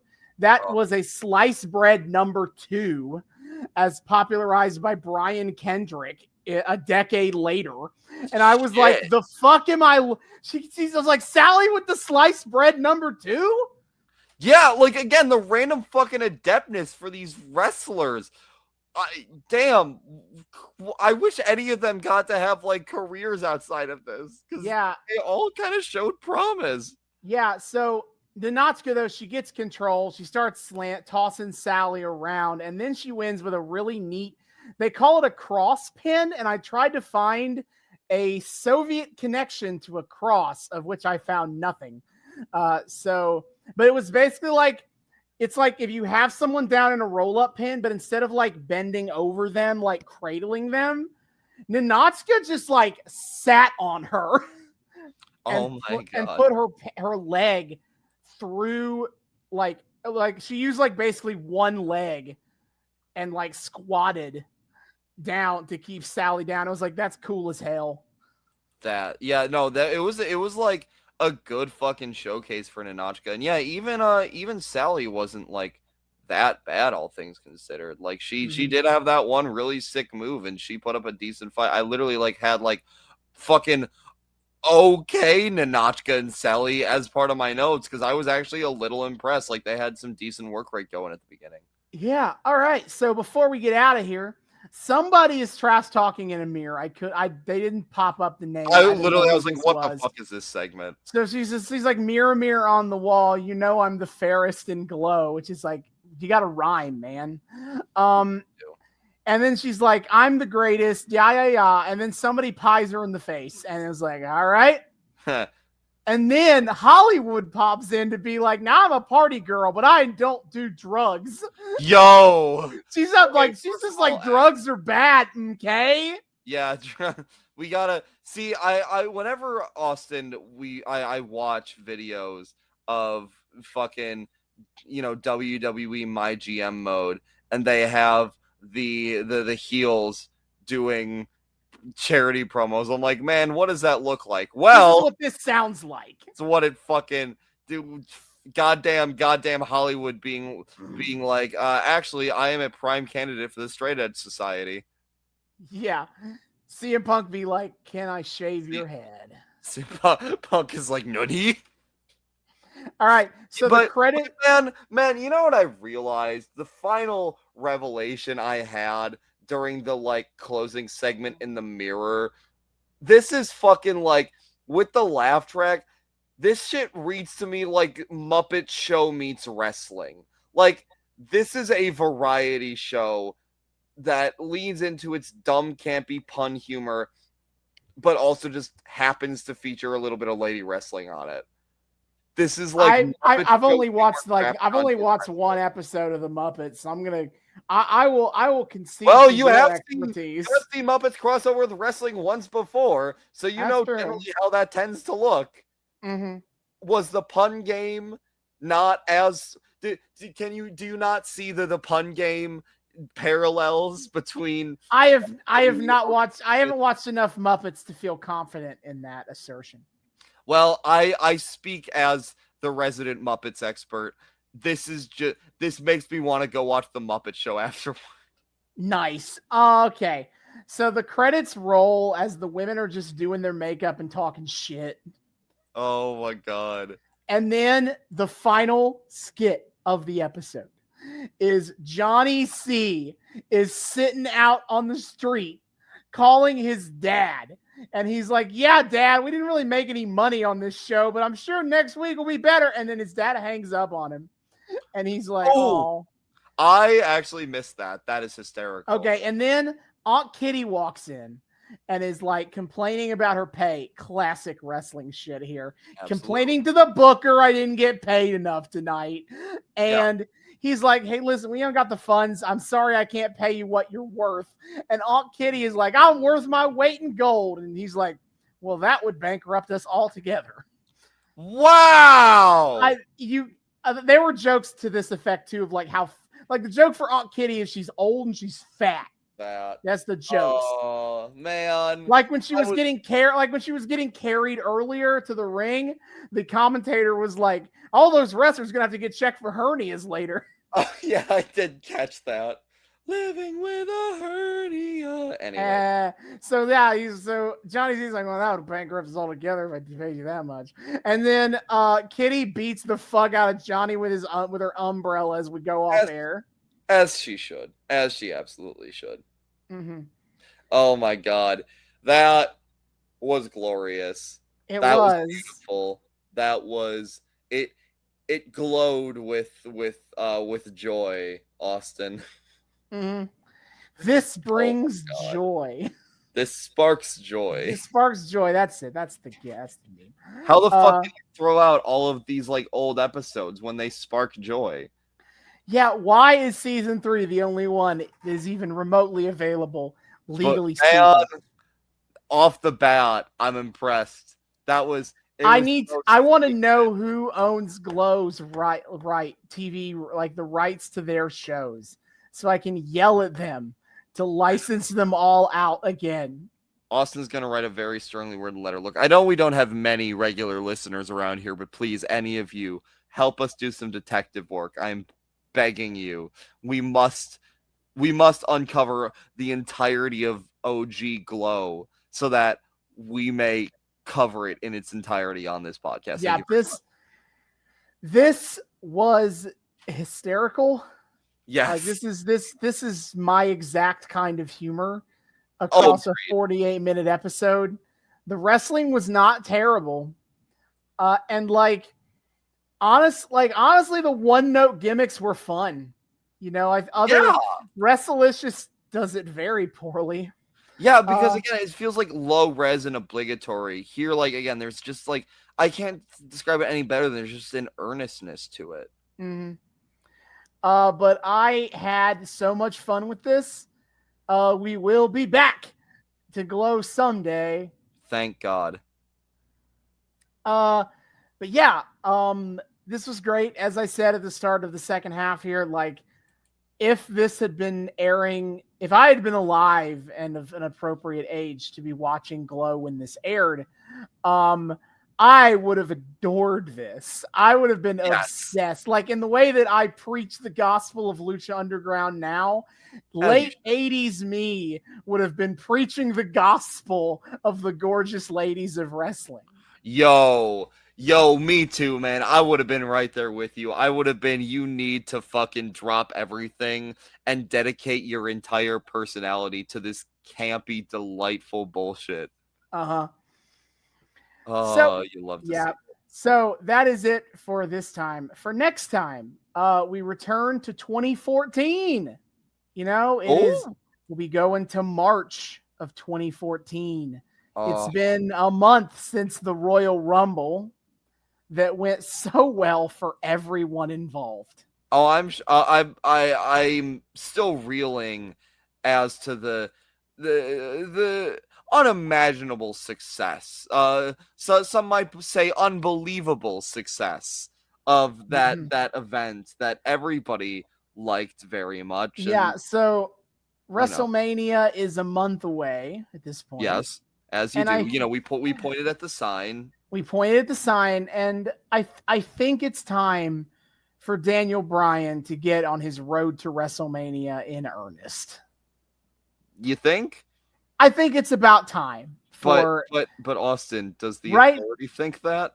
Oh, right, not right now. Right now, it's still Batista versus Randy Orton for the title, and we're all good with that. You know, that's going to be great, of course. We're all good. Feels like a bit of an overstatement, but you know. But I think it's time for Daniel Bryan. Time for the stars to align. I think we've waited long enough. Oh! It is time. Everybody's collective cock is going to stop being teased. Oh! I'll just say this is by now WWE has the plan in place. They've been given an offer they can't refuse. No, they have. Absolutely. You'll So love to see it. That will be next time. Until then, David, hit our plugs. Yes, sir. Dear friends, thank you all for joining us in yet another insane episode of the Noobs and Knockouts podcast. We are so delighted to have you here. Returning listeners, viewers, what have you. You know the drill. Thank you for so much again. Thank you so much for once again welcoming us back into your eardrums, your eyeballs, whatever the hell it is you use to consume our content. You know, we just love that you're here, and we love that you love that you're here, and you know we're all just having a great time. Keep on coming back. You know, thank you as always. New people, hey, hi, how's it going? Thank you so much for joining us. We here at the Noobs and Knockouts podcast like to think we are friendly to both noobs and knockouts alike. So whether you're brand new to the wild, wacky world of wrestling or you're a veteran of all the weird bullshit, either way, we hope you feel welcome here. We hope things feel accessible to you here. We hope that you love it here and that you want to keep coming back and having a great time with us week after week after week. And I will tell you exactly every single way you can do so. First and foremost, of course, is our Twitter. You can find us on Twitter. Twitter, Jesus Christ, YouTube. David, YouTube is the way. That is what I said. You can find us on YouTube, Noobs and Knockouts Podcast on YouTube. Hit subscribe, ring that bell. Make sure it turns a nice little solid color so you get notifications every single time we drop a brand new episode. Give us that sweet engagement and the comments and the likes.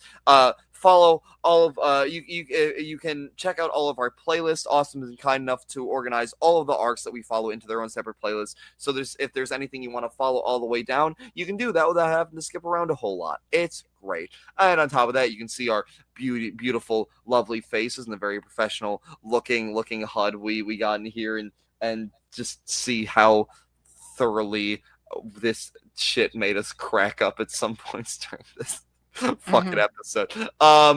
Absolutely. But if you are a fan of the audio-only experience, we, of course, have you covered there as well. You can find us on 3 of the best places to find your podcasts, which are, of course, Spotify, Google Podcasts, and Apple Podcasts. Come give us the old listenerino, and, some sweet engagement there, too, if you're so inclined. Download our show. Give us a nice little 5-star rating if you like, and maybe a nice little review that tells people, hey, these people are pretty cool. Maybe more people should be listening to them. I don't know. I'm just saying. Either way, we appreciate you joining us, Noobs and Knockouts Podcast, on YouTube, on Spotify, on Google, and Apple Podcasts. Of course, if you want to get in more direct contact with us, well, we do exist outside of this little void that we use to present our show to you every week. We have a Twitter account, first and foremost. This is where the Twitter comes up. You can find us on Twitter at Noobs and Knoxpod on Twitter. That's at Noobs, the letter N, Knoxpod on Twitter. Come say hi to us there. We post memes. We engage in discourse. We put up a post every single time we drop a brand new episode, so you guys always know what the hell's going on. Of course, the highlight of our Twitter is weekly wrestling live tweeting every Wednesday night, or at least the Wednesday nights when one of us can make it. We're kind of busy boys recently. Hey, Never After is the finale next week. I will be back. I will actually be back next week. So I'm covering it the week this drops, and then you'll be able to take it from there. But every Wednesday night at 8 p.m. On TBS, we are watching, of course, AEW Dynamite and tweeting all about that shit. And then, hell, sometimes on Fridays, if I'm feeling frisky, I might even be feeling frisky like that tonight. Who knows? On TNT at 10 p.m. Eastern, we are watching what else? AEW Rampage. It is the show that y'all been waiting on, and we like to tweet about that when we can. Of course, past tweeting about the weekly shows from my favorite company and yours, AEW. We also Austin is a very diligent boy who likes to keep up with all the major pay-per-views of all the companies. He tweets about them sometimes, and we just generally like to tell you guys about them, especially if you are of the noobish persuasion. Pay-per-views are a great jumping on point for kind of getting into a company, getting into some storytelling, and seeing what all this crazy shit's about. And we like to tell you all about them. So, my friend, what is on the docket coming up? So, for Impact Wrestling on April 16th is their pay-per-view event. You can buy that where on Fight TV or however you normally buy your pay-per-views. But, we got a hot one coming for you. As we got Kushida versus Steve Macklin for the Impact World Championship. Kushida, the time splitter. He's just a guy who really likes Marty McFly. Yes. He's big Marty McFly guy, Kushida, versus Steve Macklin, who drinks beer and kicks ass. That's the best way I can put that, really. Then Mickie James versus Jordan Grace versus Deonna Purrazzo for the Knockouts Championship. Mickie James, hardcore country, a legend in this business. And however, she was recently injured, so if she is cleared to compete, it will be a 3-way match. If she is not, it will be a 1-on-1 to crown a new Knockouts champion. Jordan Grace, she is big, she is strong. That is the shtick. And Deonna Purrazzo, the virtuosa, is a technical wrestling genius. So a lot of different styles coming into this match here. That sounds sick as fuck. Yeah. Then a 10-wrestler hardcore war between Bully Ray and his team versus Tommy Dreamer and his team. This does not sound very cool. This is a feud straight out of 1996. We love Has it. been No, we going love on it. It's for fine. like It's totally 5 months, and great. Please end. Trey Miguel versus Mike Bailey versus Jonathan Gresham for the Impact X Division Championship. Oh. It's in the X Division. It's not about weight limits. It's about no limits. So expect a absolute barn burner here. Trey Miguel, he is a guy who really likes spray painting stuff, and he is also a high fly boy. Speedball Mike Bailey, the guy who wrestled 6 times every match at WrestleMania weekend.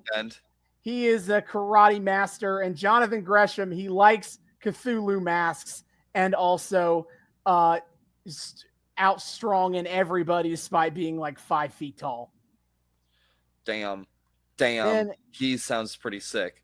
Yeah, and then for the Impact World Tag Team Championships, it is an Ultimate X match where they're going to put up 4 posts and put some rope across, zip line across so it makes an X, and teams got to climb the poles and crawl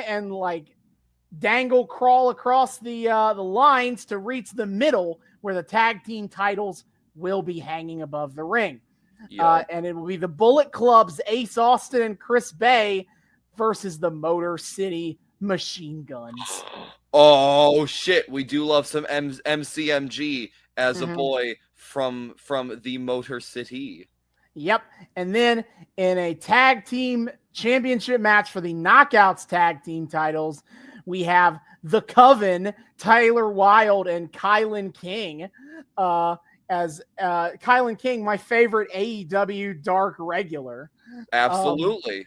And Taylor Wilde, who has gotten really into tarot cards. As you do. Too much into tarot cards.